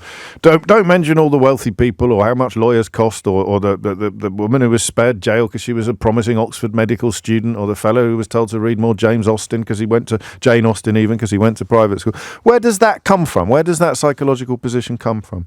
Well, I think you put it absolutely perfectly. If you deny privilege, then you've got to deny that there's any underprivileged. It's absolutely clear as day. I can't believe anyone would debate this. No, I look forward to the rest of the phone-in. I can't believe anybody would debate this. Well, I don't want to debate it. I allow myself very occasionally... Thank you, Harold. I shall pass on your compliments to James Timpson. I'm really looking forward to this interview. I sometimes allow myself not to really debate things. If you think this is an appalling idea and it's grossly unfair, and it's perfectly right that judges should let off Oxford students from jail, but send down people from underprivileged backgrounds with alacrity and severity, then yeah, I mean, you are more than welcome to ring in. But I'm really interested in the reality of your life, your position. If you're the kind of person that Harold has worked with, and a prisoner who knows, maybe you don't know if you're in it. Maybe it's one of those things that you only know the road you're on. You don't know what the road not taken would look like, or indeed that it would have made all the difference. The idea that you would not have ended up in the mess that you ended up in, or the trouble that you ended up in, if your background had been a bit nicer, a bit easier, a bit more advantaged. I'd love to explore that. 0345 6060 973 is the number that you need. And I found it. Here it is. A neo-Nazi terror offender was spared jail and ordered to read Jane Austen. Received a suspended prison sentence for possessing a terrorist document in August of 2022. I thought this was quite recent. And the reasoning, if I remember correctly, was that the judge didn't really think he was the sort of chap who should be sent to jail. He was acquitted on 6 other accounts of the same offence after saying that he didn't know what the documents contained. He was sentenced to 2 years imprisonment, suspended for 2 years, and it was, unless you give me an understanding now that your interest in far-right ideology ends today. And just memory serves me correctly, it had something to do with his background. Maybe it didn't, but the case of the medical student certainly did. It's coming up to 11:45, so give me a ring on this one. Mystery Hour coming up at 12. It's either from Harold's perspective or, of course, from the perspective of somebody living it. What I want to pin down is the relationship between lack of privilege, lack of advantage, deprivation or difficulty in background, and a softer sentence. That the reason why, if you've had a really, really difficult life and you end up in court, you should be treated differently, a bit differently. We're not talking about letting anybody go or go unpunished, but you should be treated a bit differently from somebody who hasn't had particular difficulties in their life. It's not just about money. Harold touches on security, support, functionality in a family. But if you end up in court having come from a really difficult background, you should be treated differently from somebody who ends up in court after coming from a really healthy and positive background. I don't understand how that can be even momentarily controversial, but if you do, give me a call, 0345 6060 973, or if your story is very pertinent to this issue, to this story, then give me a call as well, 0345 6060 973. Nora's on the Wirral. Nora, what do you think? Hi, James. I think the privilege shouldn't be taken into account. I think a crime's a crime. If it were to be taken into account, I think there should be heavier penalties for privileged people because they've got less excuse. Well, that's the same, though.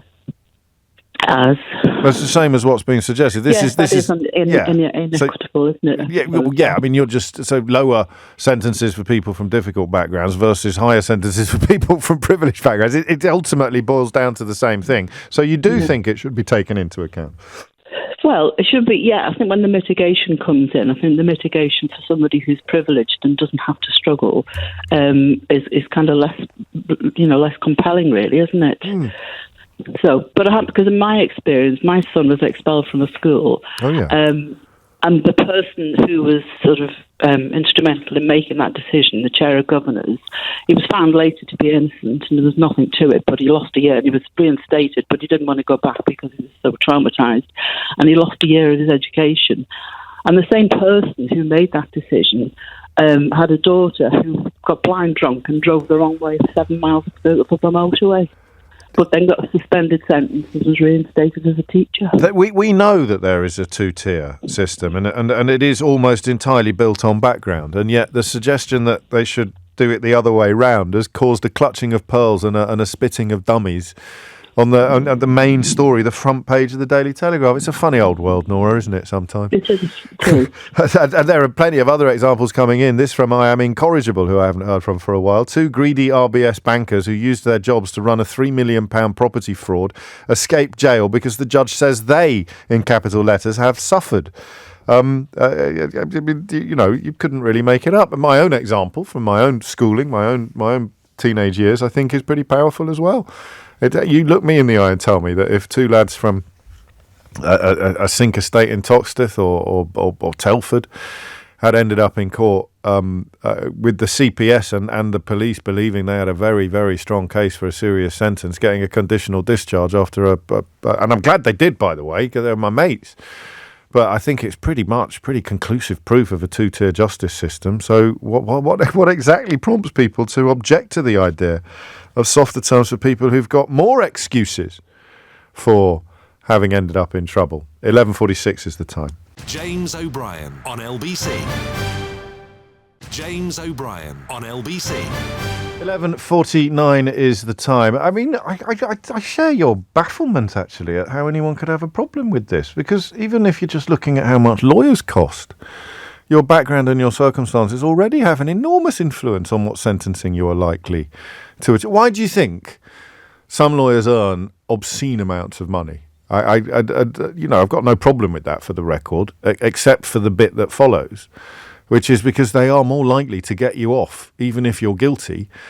Just a quick memo to self: do not use any examples at this point in this conversation, James. Because if they can afford a lawyer that gets them off charges, they can certainly afford libel lawyers. But you have probably got some examples in your own mind of people who have got off charges that seem to you to be open and shut cases, and in all of those cases the accused will have had the very finest legal support that money can buy. And that, of course, is not available to the massive majority of us. So already your background and circumstances are having an impact on your sentencing. So how anybody could pretend, A, that it doesn't already happen, and B, that it would be bad to actually throw a bone to the people with the least advantages going into court is currently beyond me. Maybe you'll be able to help. Rebecca's in Greenwich. Rebecca, what would you like to say? Hi, I wanted to ring because I just wanted to scale it back a little bit. So yes. My background is social worker, mainly worked in education, worked with, the kind of most challenging young people in educational settings. And when we're talking about school and education, we talk about taking a trauma-informed approach. So not a one-size-fits-all approach. We consider what a child is existing with at home or what a child might be thriving with at home and how that might impact their decisions at school, how much agency they have, what that looks like for them.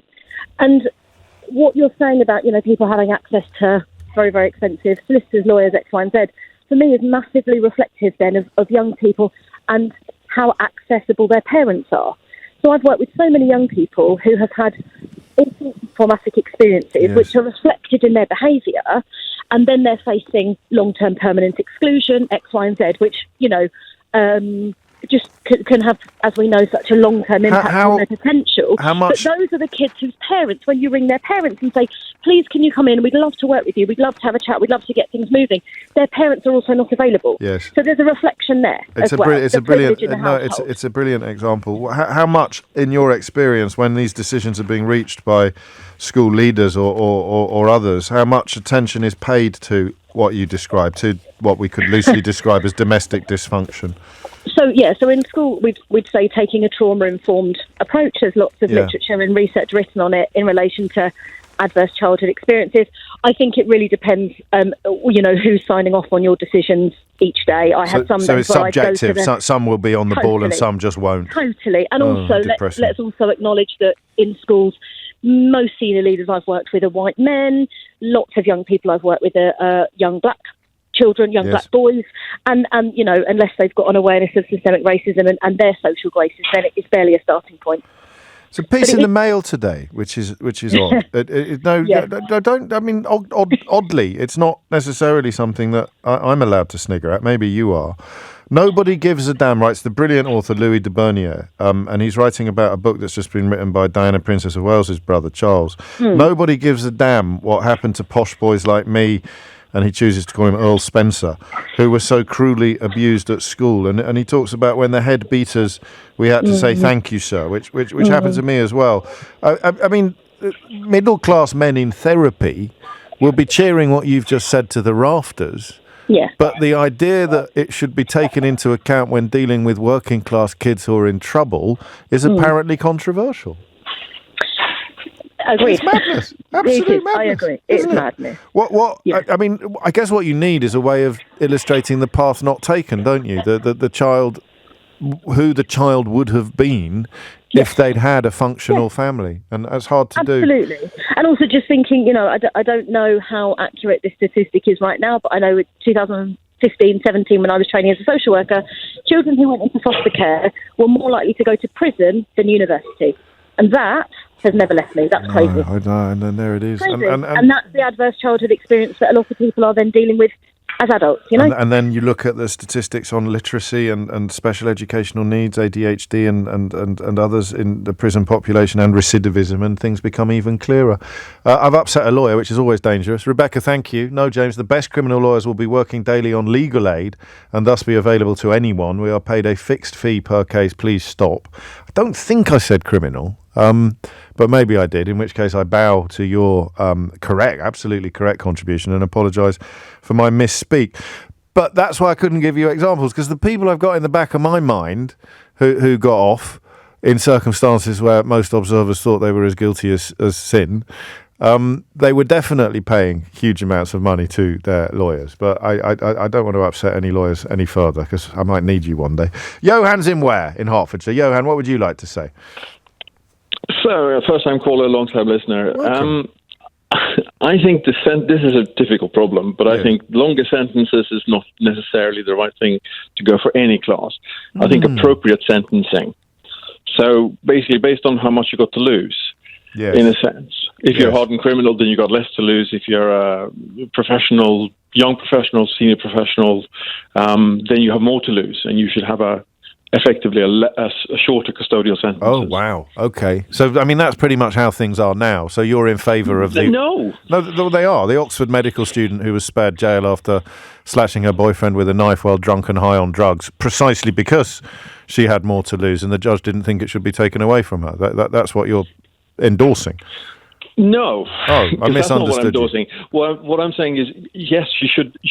The sentencing guidelines should be that she still gets a custodial sentence, but it's shorter. Not that she gets away with it. That's a difference. Oh, okay. Well, shorter than someone who isn't an Oxford medical student but has committed exactly the same crime. And that's where it gets really difficult. But I think... Well, I'm just checking that's what you're saying before it gets really difficult. That is what you're saying, isn't it? It's based on what you got to lose. It's based on what the impact of someone's life. I mean, I respect your honesty and your clarity, actually, but I think that we are in danger of sounding quite snobbish here, you and me, because losing your liberty is I mean, you're talking about material middle-class advancement being more to lose than somebody in a blue-collar job or somebody from a less you are whether you intended it or not. That's how it's come across, mate. I promise. Okay, well because the point isn't the class system. The point is, if you're a hardened criminal who's been in prison before, you have less to lose. If you're the first-time offender, then the first-time offender perhaps, and the idea that you know the sentencing should reflect the possibility of re-offence, and if that possibility is quite low, then Well, then you could turn it around again, Johan, and say, well, if he's been in prison loads of times, then sending him to prison obviously isn't working either, is it? So why on earth would we do it again? He's back in front of us. He was here last 10 years ago, got out for 10 minutes, and now he's back in front of us again. So prison hasn't worked on him. Why would we send him back there again?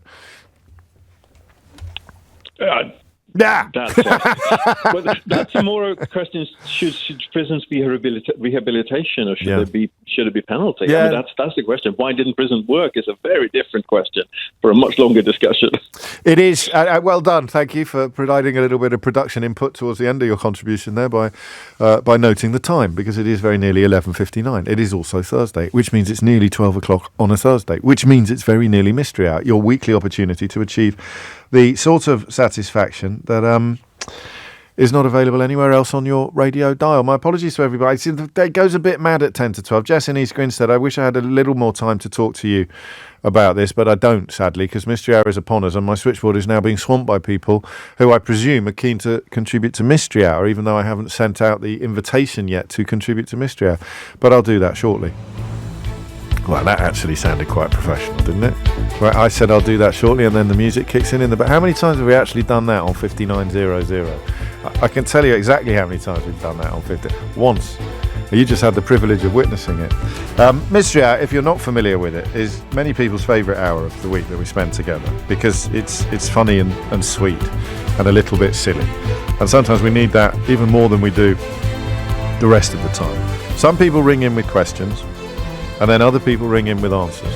And somewhere between those two relatively simple propositions and outwardly quite banal propositions, magic can happen. And if you don't believe me, then collectively we're about to prove you wrong. James O'Brien on LBC.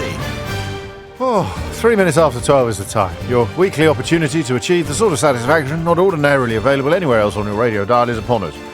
If you've got a question that needs answering, a mystery that needs solving, a conundrum that needs unravelling. I've run out of verbs, because I was going to say an enigma that needs curing? I don't know. Curing rhymes with churing. Just putting it out there. Then this is your opportunity to do so. And if you like demonstrations of knowledge, and indeed if you enjoy indulging in demonstrations of your own knowledge, then you are encouraged, passionately encouraged, to ring in with an answer to one of the questions that is asked. To do either of those things, you need to ring 0345 6060 973. As things stand, I don't take contributions during Mystery Hour via any other media, so not even via WhatsApp. But if you send me something funny, I may read it out, but I won't take questions or answers, usually. The good news is there is a Mystery Hour board game for the provider of my favourite contribution of the day. And you can find out more about the Mystery Hour board game. If you're not lucky enough to win one, you can buy one at mysteryhour.co.uk. And there is no bad news. So there's two lots of good news. The first bit of good news is that you can win a Mystery Hour board game. The second bit is if you don't win one, you can buy one. And the third bit of good news is that there is no bad news. The full terms and conditions for this competition are at lbc.co.uk. Shall we crack on? Has anyone noticed I've got a tickly throat today? Have I managed to cover it up? I know you have, because you've seen me cough, Keith. I'm talking to people who can't currently actually see me. Have I managed to cover it up successfully? Do you know how? I've got throat spray, fresh pineapple, and a smoothie. And I've also got a cough button, which has come in very useful. But usually when I've got a tickly throat, you can tell. I think today I've covered it up quite well. I could be wrong. I just mention it because it's getting quite bad now. Nina's in Manchester. Nina, question or answer? Hello, I've got a question. Carry on. Okay, so I've been watching Gladiators every Saturday on the TV, and all the Gladiators have names like Legend and Bionic and Electra. There's and not. Is there one called Bionic? There is. Is I there? think. Okay. Yeah. So I want to know, in the Roman times, did the gladiators have names when they entered the arena? Well, of course they must. How? I mean. No, but names like Legend or Fury or... Oh, as opposed to John or Maximus yeah. Fisticus. Yeah. Nicknames, you mean? Stage names or nicknames? Stage names, yeah. I like that. That's a good question. I don't think so. Qualifications, I studied Latin, but who knows? I mean, you'd have thought... Well, the generals had nicknames, so that generals would be known as things like, Slayer of the Etruscans or something like that. Yeah. But I don't, and I like it a lot. What will it change? How often do you think of the Roman Empire, Nina? Not every day. I don't know why that's funny, but I know that it was a thing, wasn't it, last year? It was. I don't know why it was a thing. I don't know why it's funny, but I kind of had a sense that Nina would get it, even though I don't. 6 minutes after 12. Did gladiators in Roman times have nicknames, stage names, showbiz names, like, Iron Hammer or something like that? Vikings did, I think, but they weren't. That was in war rather than in gladiatorial conduct. And thank you, Martin, for reminding me of some of the names popularised by Monty Python's pastiches of Roman life, which I can't read out on the radio either. Chris is in Stoke Newington. Chris, question or answer? Question, James. Carry on. Why is it that when you're bilingual, you seem to have a different pitch or tone of voice between the languages that you speak? In one, you're usually higher, and the other, you're a lot lower. Which one are you higher in? I'm higher in Portuguese than I'm in English. Ask me that question again in Portuguese, please. Por que a gente tem tom diferente de voz entre as línguas diferentes que a gente fala? You went deeper. Oh. So that oscillates. Well, I think you definitely went deeper then, not higher. But it's still, your question still stands. Let me try. Mila, ligo. No, I did that on purpose. Then I've got to try. That's the thing. If you think about it, you do on purpose. But I have a 4-year-old now. Yes. And he's bilingual from birth. Don't tell Nigel Farage. You'll try and get him deported. Oh my God.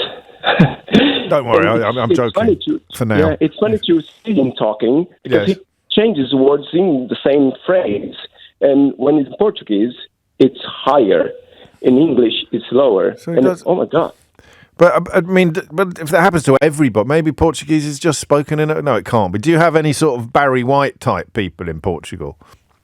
I don't know. People who talk like really deep voices in Portuguese, or is it a language that lends itself to a higher tone? So I'm just going to try a bit of Greek. I speak a little bit of Greek. Θέλω να πάω στην Ελλάδα πάρα πολύ. I go a little bit higher in Greek, I think. Είμαι πολύ κουρασμένος σήμερα. I am very tired today. Maybe I don't. Well, we'll find out. I mean, you might be talking gibberish, Chris. I don't know. I have a lot of friends that are bilingual, and they have kids that are bilingual. And you've all noticed it? Yeah, and we all discuss about why is that? You're on. Is it just, okay. What's Portuguese for gibberish? Blah, blah, blah. We usually say blah, blah, blah. That'll do. Blah, blah, blah. Thank you. Philip's in Sandhurst. Philip, question or answer? Question, please, James. Carry on. Me and you both grew up in the 70s. There wasn't a lot for a little lad to do in the 70s. Oh, tell me about it. Only 3 channels on the telly and all that. But did you ever get Crossfire? Did you ever get Crossfire? I didn't have Crossfire, no. But I had the Harrier jump jet. Blimey. The one that you strung up to the ceiling and it went up the string and down the string. Okay. That was pretty admired by my mates. Novelty wore off quite quickly, though, didn't it? Yes. I mean, that's all it did. Crossfire, you could have a fight. You could have a fight with Crossfire. You could play each other. I loved Crossfire.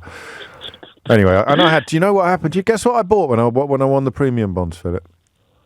I don't know. What was the game you didn't have? Some people, I'll give you a clue. It wasn't Big Trap. It wasn't Big Trap. No. You sound bored with this. We are going to get to your question eventually. I'm just reminiscing. Okay, so what was the game? The game advertised? No, higher than that. Advertised on telly. Your parents probably couldn't afford it. Mine said they couldn't afford it. Ooh. And then I won premium bonds and I bought it. What do you think it was? Advertised on the telly, like the game that you couldn't believe how cool it was, and also the technology involved. That would be Simon Says. Oh, that's quite strong play. I never got one of them. Tin Can Alley. Do you not remember Tin Can Alley? Oh, yeah, that was pretty good. You pulled a string in this. There wasn't any string, Philip. That's your jump jet. There wasn't any string. It was a photoelectric cell, I realise now. We had it tough in our house, mate. I don't know these games, the ones that cost I won the premium bonds. I bought myself a racing bike from Woolworths. And Tin Can Alley. You didn't let it change you? I didn't let it change me. It was one of the best days of my life, that. I mean, unbelievable. I thought that I was like Mustafa Millions out of the Whizzer and Chips comic. I don't think I've ever felt as flush as I felt that day. Anyway, can you remember why you rang in? No, not really, but it's nice having a chat. No, go on. Two things I like to play with under the covers at night when I was a little lad in the 70s. Listen here, it's not that kind of show. Don't worry. Oi. Don't worry. Right. One was my little transistor radio. Yes. And the other was a torch, of course. And all boys like a new torch. And with a new torch, with a really, really like big bulb in it and a big battery, you could shine it on the back of your hand in complete darkness and see the bones in your hand. Mm. And this perplexed me and enthralled me. So my question is, could you have a light, i.e. a torch, that was bright enough to be able to see all your skeleton in your body? Wow. So if you like one of those spotlights that's pointed at Windsor Castle or something like that, if you could somehow get close enough to stand right in front of it without setting fire to yourself, would you be able to see the outline of your skeleton? Like I could when I was a little lad, I could see the bones in my fingers with my new torch. I like that one. Hello, you're on? Okay. Can we find out about Philip's bones, please? 03456060973. So we've got the tonal languages. Why do people who speak two languages often go up a tone or two when speaking one of them? Did gladiators in ancient Rome have their own stage names? Like, I can't. All I can think of are rude. I can only think of double entendres. I can't say those out. Like Bionicus. And is it possible to shine a light so bright upon your own body that you can see the skeleton underneath? Perry's in Canary Wharf. Perry, question or answer? Yeah. Hi. Good afternoon, James. Hello, I have a question about sniffer dogs. Oh yes. So I work in Canary Wharf. I'm here at the moment, and I've noticed quite a few sniffer dogs around recently. I can only assume that they're here to detect explosives. It's quite a high secure area. Yes. On holiday recently, going through Heathrow, more sniffer dogs. I can only assume that they're for drugs, maybe for explosives, for all I know. And of course, you got that in the medical profession as well. Nowadays, you have sniffer dogs detecting different things. So my question is, how specific is the training for sniffer dogs? If you take, say, the ones that detect drugs, do you only train them for the most obvious stuff rather than the more obscure drugs? I don't know what an obscure drug is. I don't know. LSD, for example, or I don't know. Those sort of ketamine. What have you got? Perry? What have you got planned, mate? No. I just no, officer. No, someone must have thrown it into my pocket, officer. Well, I just need an answer before what? Before the what? Before the delivery comes. Yeah, there it is. So I know what you city boys are like. So you want to know whether a sniffer dog I mean, how many drugs? You're not asking whether the ones that do drugs also do explosives. Well, that would be interesting. I can't imagine LSD has much of a. I have no idea. I've honestly got no idea. So kind of what happens? How what can a sniffer dog sniff? Yeah, exactly. How much stuff can a sniffer dog sniff when a sniffer dog sniffs his stuff? That's your question. I wouldn't want to say that myself, but yes, exactly. There we go. How much stuff can a sniffer dog sniff? 03456. That's a good question, Perry, but please be careful. It's coming up to 12:15. You're listening to James O'Brien on LBC. How much stuff can a sniffer dog sniff when a sniffer dog sniffs his stuff? James O'Brien on LBC. James O'Brien on LBC. 12:15 is the time. On we go. Adam's in South Woodford. Adam, question or answer? James, I have a question. Carry on.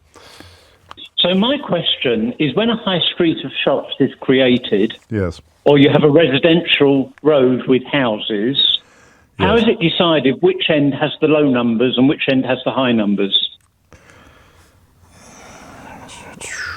What makes you think it is decided? It could be fairly random, couldn't it? I don't know. All I know is when I walk my dog on our estate, I go down side roads, and sometimes it starts with a low number, and sometimes it starts with a high number. Yeah, okay. And it's not alternative, so I just don't know. Order they were built in? Don't know. No, I know. I'm just thinking out loud. I like that. It's a good question. Numbering streets, high streets. How do they decide where a new street starts?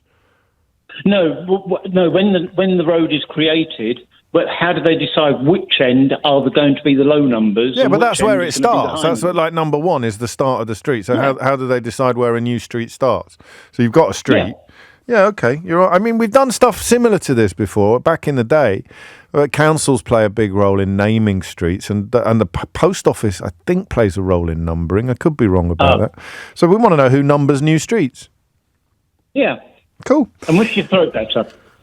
Thank you very much. Can you tell, honestly? I did notice, actually, yes. All right, then. Never mind. I thought I was doing so well. Thank you, Adam. Jeff's in Bishop Stortford. Jeff, question or answer? Question. Yes. Good morning. Hello, Jeff. James. How are you, mate? Good morning. Afternoon. Not too bad, thank you. Why do we still speak with our hands? You mean gestures? Yeah, gestures. And I think, well, if you stop listening to the mouth, you can't understand what the hands are saying anyway. Why do you use the word still, Jeff? What is it about modern life that makes you think we might have done away with hand gestures by now?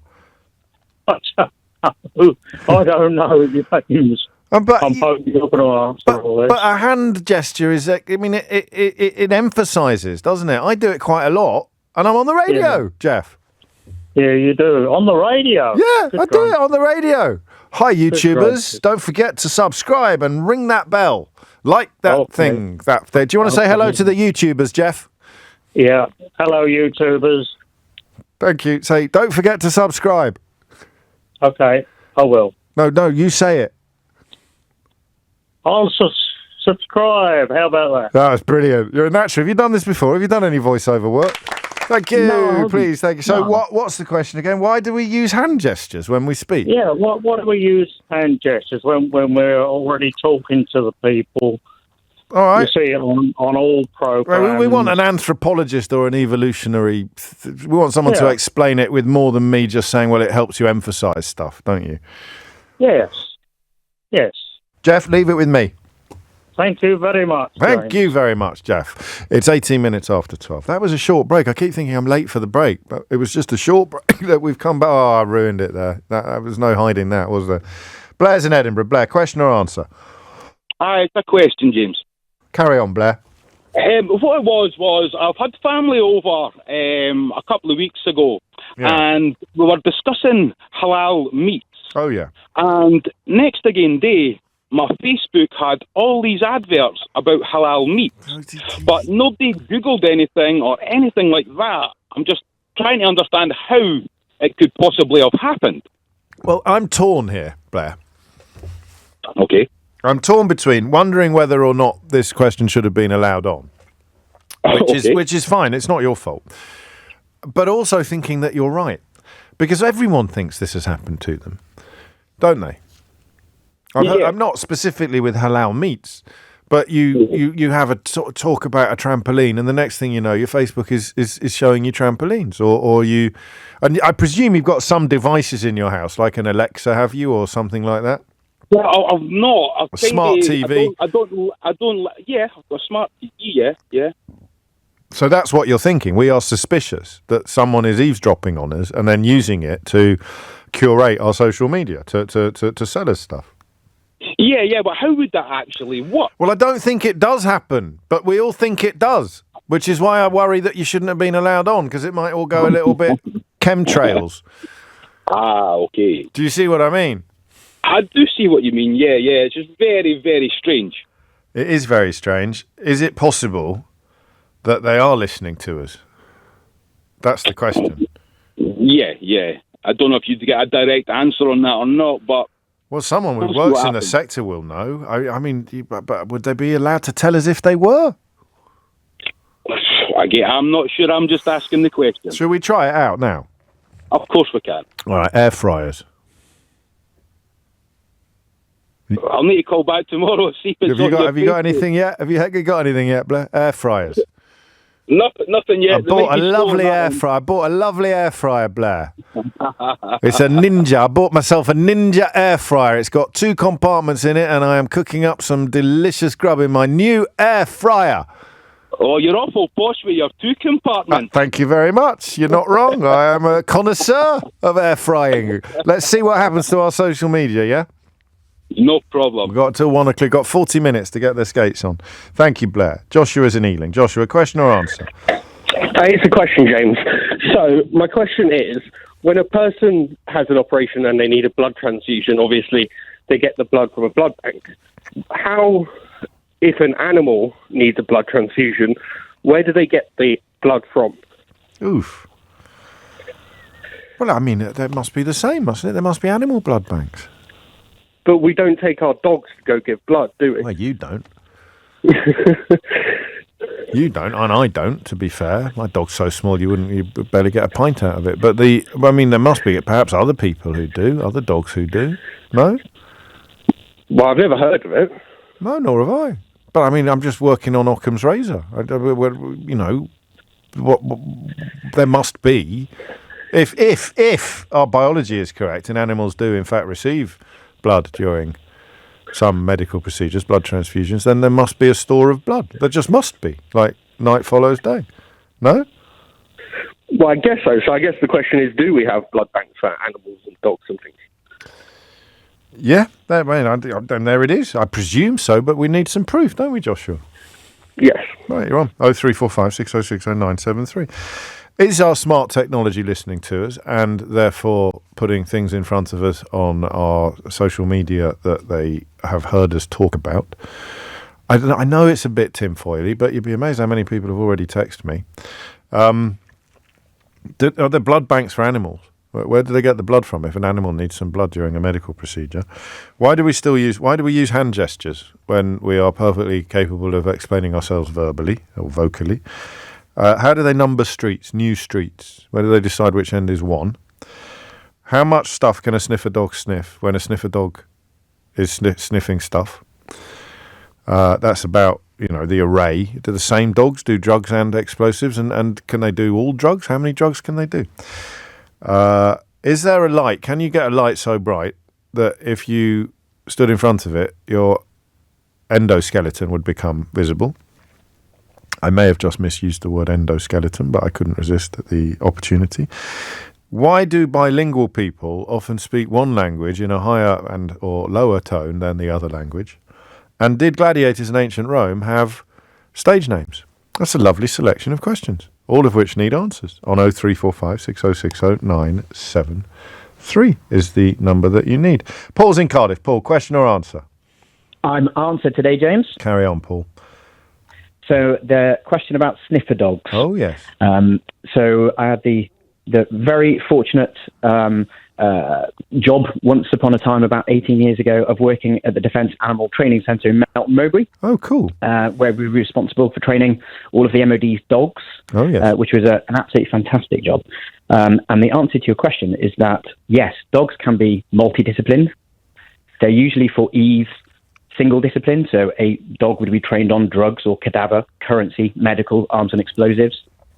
But they're trained on specific substances. Okay. So as long as the dog has access to that specific substance to be able to sniff it, pretty much any dog that has a high drive for the ball and wants to please their owner, their handler, they can be trained to detect pretty much anything. It does take a long time to train these dogs. I'm sure. And so the more substances that you're training the dog on, the longer the training will take. Does it get easier? I mean, is the first one the hardest? And then after that, you can just add things to their palate that...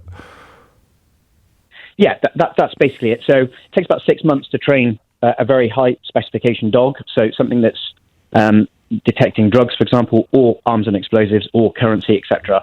Take about currency even. So you could. So LSD probably has an aroma of some sort, would it or not? I don't know. Yes, yeah. As do physical notes that we're going to do. And there's no limit on how much a good dog can do. How much stuff a dog can sniff. A sniffer dog can sniff stuff. I don't think there's a limit on how much stuff a sniffer dog can sniff. Theoretically, but obviously we want the dog to be really more accurate with a fewer, higher. Okay. So you train the dogs accordingly and specialise as it were. A more refined palate. Qualifications. I know you've told us, but you have to go through the motions. Sorry, repeat the question. Qualifications. For this. How do you know? You've already told me, but you have to tell me again because that's how it works. Great. 2006 to 2008, I was very fortunate to be one of the officers responsible for dog training at the Defence Animal Training Centre in Melton Mowbray, which is hundreds of really hard-working military folk training thousands of dogs every year to go all over the world to do this work. Oh, brilliant stuff. A round of applause. Thank you, Paul. Great stuff. Laura's in Haringey. Laura, question or answer? Answer, please. Carry on. It's about the why bilingual people have a different tone in different languages. Oh, yes. Yeah. So basically, each language is positioned in a different part of the body. Each language is pitched differently. Some languages are pitched quite forward, like near the top of the mouth and the nose. Some languages are pitched kind of at the back, and some languages tend to be slightly higher in the head. So each language has a tone that belongs to that language. In fact, some languages are tonal and they have different tones that belong to that language. But in the case of Latin languages, for instance, like Italian, Spanish, or Portuguese, they tend to be pitched more forward and they tend to be slightly higher. And so like when I speak in English, for instance, I have a lower tone than when I speak in Italian. And when I'm an actor, and when I had to learn English, like to act in English, one of the main things wasn't just pronunciation, but was where to pitch my voice and where to position it. Yeah. So basically, you really feel it inside, like your palate and your mouth, where it's like a little bit like singing. You know, you can belt or you can have a head voice, and it's the same thing with languages. Each language is positioned slightly differently. So it sounds different. I think that's... It wouldn't happen to you because you would apply the way you speak English to any language. But it would apply so you have to be something. genuinely bilingual then? Yeah. You have to be native speaker or completely bilingual so that you can switch. And when you switch, you feel that the voice comes from somewhere different, pretty much. Yeah. No, I get it. Qualifications? Well, I'm a voice actor, I'm bilingual, and I also teach voiceover. That'll do nicely. Round of applause for Laura, please. Thank you. Oh, lovely answer. Thank you, Laura. I just need to write your name down. That was Chris's question, wasn't it? And there we go. So that's why his 4-year-old, and indeed you've got to be properly bilingual, not just... So which means, I think, thinking in two languages rather than just translating it in your head and saying the foreign words out loud, which I can do a bit. Peter's in Staplehurst. Peter, question or answer? Oh, shall I squeeze Peter? Yes, I've started, so I'll finish. That's a different quiz. Different game, I think. Question or answer, Peter? Answer. Carry on, mate. To the street numbering. Ah, yes. The numbers start, certainly for the London and around London area, the low numbers start near the centre of London. So if the post office determines numbering, the post office determines what postcode you have. Not only is the low numbers nearest the city, but on the left-hand side is always the odd number. So number 1 will always be on the left, 357, and 2468 will always be on the right as you look up the road from the low numbering. And by the town or the city, do we mean the GPO or do we mean? I would certainly for London, it's the city. Yes. It would be the city. But some roads are going to be horizontal to the city, if you see what I mean. They're not. There's not. Then the post office would have to make a decision. So just make a decision on it. Yeah. And we presume that the same thing happens in other areas, other towns and villages. Yeah, I'm assuming that Manchester would have its own catchment area, and it would all focus on the central point. The centre of London is near Charing Cross Station, and it's the post office that does it, that determines the numbering in the street. Qualifications? 37 years, started off as a postman, ended up as principal technical product consultant for the post office. Well, there you go. Round of applause for Peter. What is a technical product in the context of the post office? You mean like new stuff? My team, I headed up the team that invented the barcoding system. We had to invent our own barcodes. Yeah. If we used the baked beans tins barcodes, it would be far too long to go off the end of the envelope. So we had to develop our own barcode, and then machines would have to read it. Optical character recognition machines would read it. I'm talking now about old stuff. I left 22 years ago, retired. So I'm talking about old technology, but certainly the number in the streets has been for timeless, ever. Time immemorial. Lovely stuff, Peter. Thank you. 12:31 is the time, and Amelia Cox is here with your headlines. James O'Brien on LBC. James O'Brien on LBC.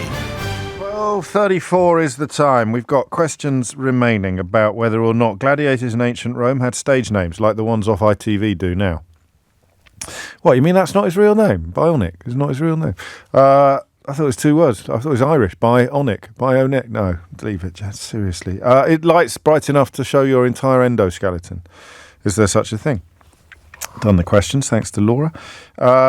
Done the numbering streets as well. But that was Peter, wasn't it, who answered Adam's question? Why do we use hand gestures when we can speak? Is there a relationship? Can they hear you? Like your smart TV or your Alexa device, when you have a conversation and then it seems coincidentally something you're having a conversation about appears on your social media adverts or something like that. So many people have told me this has happened to them. I think it's happened to me, but has it actually happened to any of us? And is there a blood bank? Are there blood banks for animals? If not, how do they get the blood? Where do they get the blood from when an animal needs a blood transfusion? Nathan's in Portsmouth. Nathan, question or answer? It's a question, James. So the word Dutch. Yes. Let's say I said, how about you and me go out for a nice meal, James? But Yes. I'm a bit skint, so we'll have to go Dutch. We'll have to go Dutch, yes. And then after that, Yeah. you want to buy my bathroom because I sell bathrooms, Oh, and yeah. you start bargaining on a price, and I say, listen, mate, I'm not getting involved in a Dutch auction with you. Fair enough. And then yeah. after that, we go and buy an antique, and we say, this is a bit of a Dutch auction is going on here. Yeah, that's And the you could same have one a as the Dutch last uncle. one. That's the same one as the That's it. last one, yeah. That's it. Yeah. And then you got Dutch uncle, Dutch courage. What's a Dutch uncle? I don't know, but I've heard the expression, but okay. Dutch courage. Yeah. Dutch courage. So why do we use the word Dutch? We don't. Why There's do no you use other the word word. Dutch? Yeah. Well, in those sort of contexts, going Dutch is obviously completely unrelated to a Dutch auction, Dutch courage. Yeah, There's even a Dutch pot, a Dutch cooking pot, but that might have something to do with the shape of it. You probably don't know this. There's no reason why you should. But I read a lot of historical crime fiction set in the 17th century, right? Yeah. I'm currently enjoying S.W. Perry's series. In fact, I'm enjoying it so much, he got in touch and sent me a couple of the last 3 volumes in the series, so that's my reading sorted for the next couple of months. And I recommend them very highly. And we don't realise the demonisation of the Dutch that was commonplace in this country at that time, partly because of trade, proximity. I think the Dutch got blamed for the Great Fire of London in March. But imagine the Dutch as the 17th century equivalent of Muslims today, and they get they're routinely denigrated and blamed for things they haven't done, or just immigrants But these in general. are not negative contexts, are Double they? Dutches. Okay. No, but Right. so it probably goes back to the 17th century when. And it may have been a negative then, but it isn't a negative now. That happens quite a lot with the derivation of language, with the development of language. Okay. So I don't know, but I would not be surprised if the word 17th century appears somewhere in the answer. Lovely. I shall do my best for you. Thank you, Nathan. Thank you. How's the bathroom business? It's all right. Yeah. Yeah, it's okay. The wonderful world of bathrooms. Obviously, there's a lot on the news, isn't there, about building and extra building and extra housing. So, but, You need a bathroom. You got a house. You need a bathroom, Nathan. That's one of the great truisms of life. 12:38 is the time. Ian's in Warrington. Ian, question or answer? It's an answer, please, James. Carry on, mate. It's about the pet blood bank. Oh, yes. There definitely is, because our dog's registered on it. Oh, well done. We've got a very big dog. That's why a lot of people won't know about them. They've got to be, I think it's over 20 kilos. Ours is about 28. Yes. We were at a country fair, like one of these sort of, horses and all sorts of stuff with the dog. And there was a gazebo there with some very nice ladies. And anybody that went past with a large dog, oh, yeah. they were approaching them and said, would you be prepared for your dog to be a blood donor. Oh, needs to be a big dog. Of course, it needs to be a big dog. Yeah. There's a weight limit. Yeah, so they took our name. We got a call back from them later. We were sent to a very big veterinary practice in the area, and they had a whole sort of setup there, a big team of people.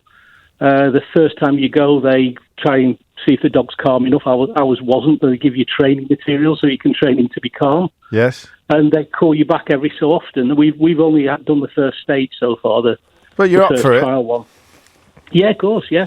I like that a lot. So and do you get paid, or does the dog get a biscuit? No, the dog gets a biscuit and a toy. That's all right, isn't it? And there it is. So we don't know much about it because it doesn't happen that much, but they do need a supply of it for when it does.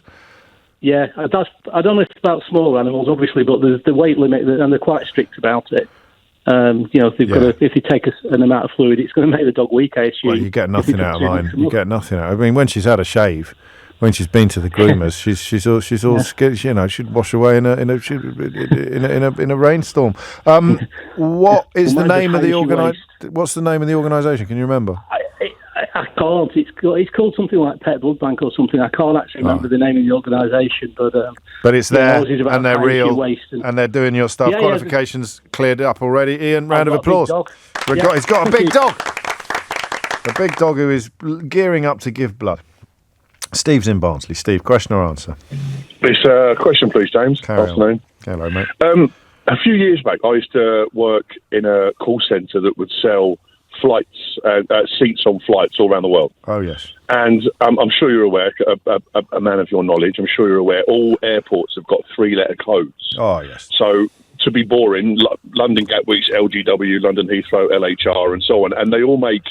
Realistically, they make perfect sense when you look at them. You can normally work out where they are. Yeah. But all airports in Canada start with a Y. Really? And I just wondered why the Y.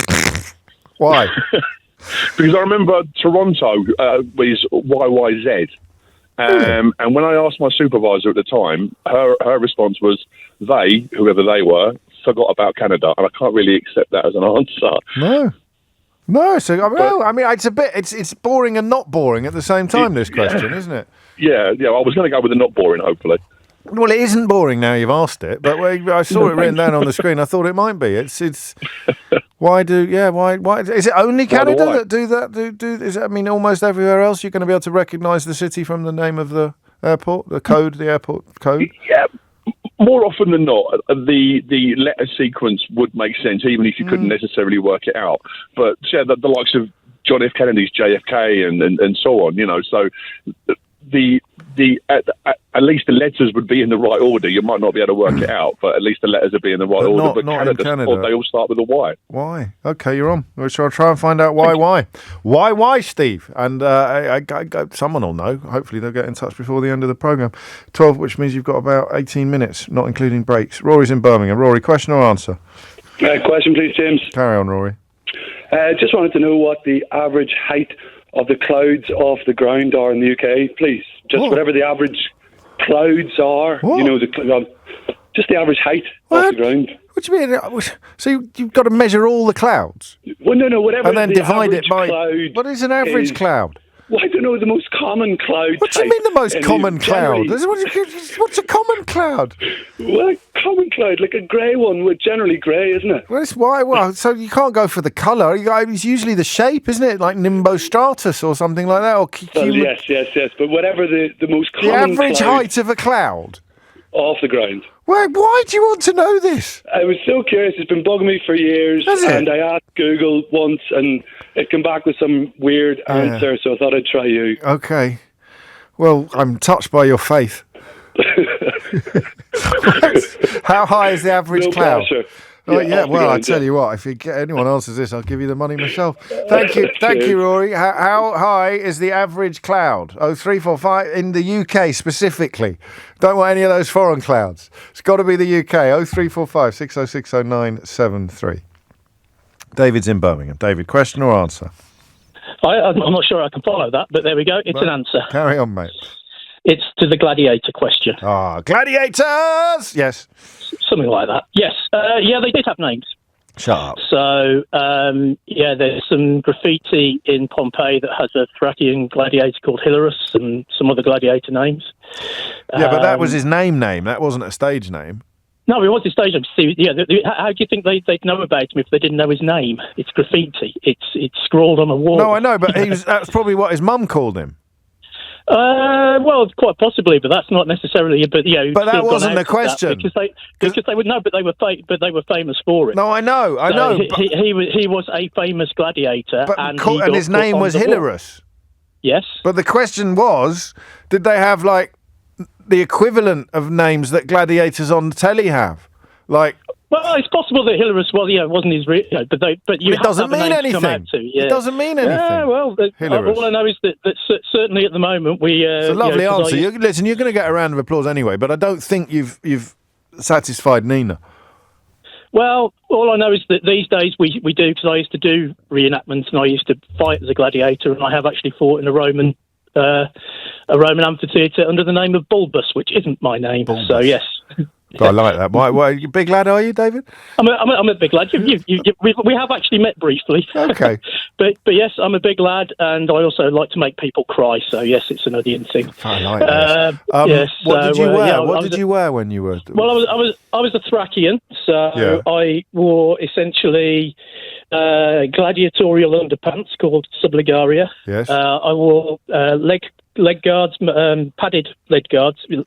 So. Basically like cricket keeper pads, essentially. And a dirty, great big helmet that is almost impossible to see out of. Oh, well, yes. And I used to fight a lithe young chap who was a retiarius who had a trident and a net. How vicious did you get with each other? Oh, well, I used to kill him regularly, and he used to kill me regularly. So and where did you do this? In Rome? I did it not in Rome, but I have done it in the actual Roman amphitheatre at Caerleon in South Wales near Newport. Oh, that's exciting. So I can send you a video. It's great. It's actually one of my photos on the web is of me killing Steve. Don't call him Steve. Dave, don't call it Steve. Don't spoil it. Killing Thracius Minimus. No, I was the Thracius. He was the Retiarius. Killing that old pesky red. I hate those Retiarians. Seriously, what have they ever done for us? Well, they're quite literally pesky, aren't they? Yeah, exactly that. I loved it. Where did we meet? At my Birmingham gig, was it? Or? No. I bumped into you outside the office actually after I'd seen the one of the Ogwyn shows at Leicester Square. Yeah, I just happened to be in Leicester Square, so we had a little natter. You did look quite scared when I approached and said hello, but that's because you were dressed as a Roman gladiator, mate. Almost certainly. It was the pads that did it, wasn't it? Round of applause for David. Thank you. 12:47 is the time. We had a break yet, or are we going for a break now? We're going for one now. James O'Brien on LBC. James O'Brien on LBC. It is 10-1, and you're listening to Mystery Hour. We need quite a lot of answers still. I'll just tell you what I've written on my piece of paper. You know what the questions are. If you don't by now, it's too late. Bones and lights, hand gestures, halal meat and smart TVs. Done the animal blood donors. That was a nice one. Bathrooms. Why have I written down bathrooms? Oh, because Nathan answered the question. I just wrote down bathrooms. I got confused. Canadian airports, beginning with Y, and the height of clouds. Is that all? Is that everything? I think it is. Richard's in Shrewsbury. Richard, question or answer? I've got an answer. Carry on. It's actually about gladiators. Oh, yes. I thought we'd done that. Well, I thought you were saying that you weren't satisfied with the answer. No, I said Nina wouldn't be satisfied, but it's the same difference. Right. Well, you're going to go further, are you? I'm going to absolutely confirm that gladiators did have stage names. Fantastic. The vast majority of gladiators were slaves, and the owner of the slave could call them whatever they wanted. And they would do so, and that would depend on whether they wanted the gladiator to represent them as a goodie or a baddie to some extent, or what the purpose of the gladiator was. And so they'd probably get their name after they had fought a few times. Well, I suppose you don't name a slave if they're going to die straight away. No, so you just like sponsorship in a way. Yeah, absolutely. Like having your name on a football shirt. Yeah. They like some members of society would want to name their gladiators after members of the imperial family of the time to kind of get favour, or equally they would name one that they thought was going to die or was set up to die as an enemy of Rome. So you'd get gladiators called Thrax, as your last caller mentioned, is the name for Thracian. Love it. Qualifications?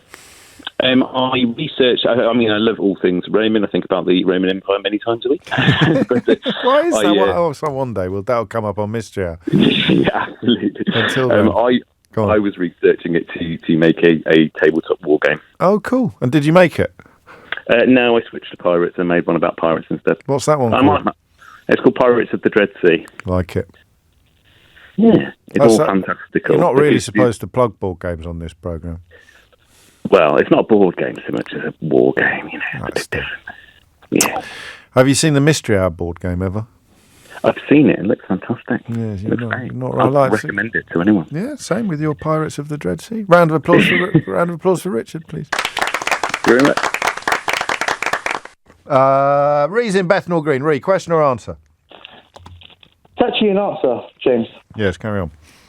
So the answer with regards to the halal meat and smart TVs. So the reason why he might be seeing it is because he's probably on the smartphone. Yeah. And like most people with smartphones, they like to install a ton of different applications. And what people don't seem to realise is when you install these various applications, I won't name the ones that I've come across, but the various applications, when you hit that big, long user agreement, and you have to either accept or scroll, if you actually read some of those points, you actually give permission in the application to access your camera, listen to your microphone, or they can actually, in some cases, read some of your recent SMS messages. So quite naturally, if I've spoken to you and I found something really great, and I've sent you a quick SMS, and one of my applications has access to read my SMS messages, guess what? They'll know exactly I'm talking about it. And that goes back. That goes back to whatever algorithm is feeding adverts into your Facebook. Yeah, it's connected to everything else because everything else that you have in your house, everything's connected. Your smartphones, your Wi-Fi routers, even all your of fridge your these days. TV, but your fridge, coffee machines, even. So, as well as it's great of having all these IoT devices around your house, it's also really important to understand that it's not just you who's got access to these devices. Most of these applications. Qualifications? Do have access to these devices. I work in cybersecurity. I've done so for the last 15 years. So, absolutely. I mean, this is a completely kosher explanation. Well, it's just the kind of research that I've come across. Yeah, no, I do, because you can see that it's plausible and tinfoil hat at the same time, isn't it? Yeah, it's one of those ones. But yeah, next time you decide to install an application, just have a quick skim through that agreement and just. But if it's asked me if it can have access to my microphone, then it's usually an app that I talk into.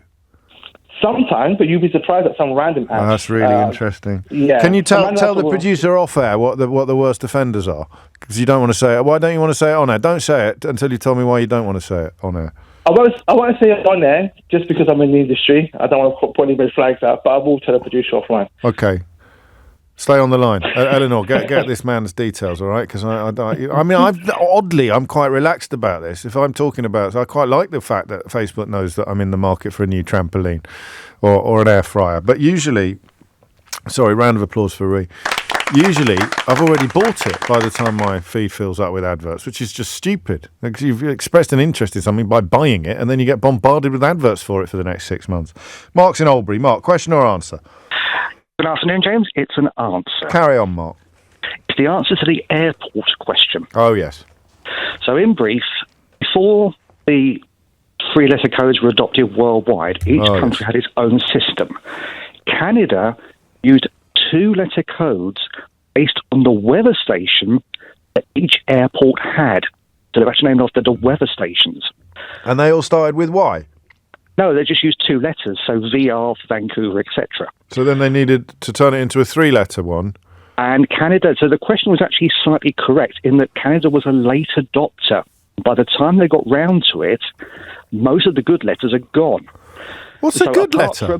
Apart from it, well, the appropriate 3-letter codes are like V. So the third letter. The first letter, yeah, the first letter. No, not the first letter, because you can have. There's more than one L. There's LHR and LAX.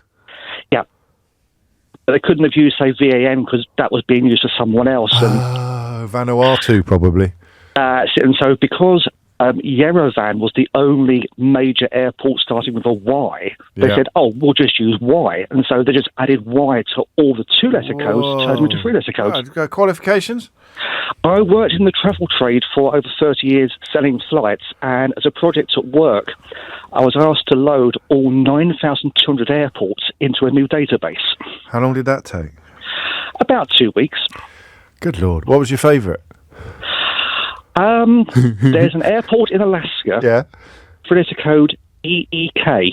It's actually called EEK. Love it. I knew you'd have a favourite. Everyone always has a favourite. If you have to spend 2 weeks doing something, then something's going to stay with you, isn't it? You're going to have a favourite. Absolutely. It's lovely to speak to you again. We met in Wolverhampton. You signed my book. Oh, thank you, Mark. How kind of you to remember, and indeed to have bought the book and come to that. I enjoyed the Wolverhampton gig a lot. It was a lovely evening, wasn't it?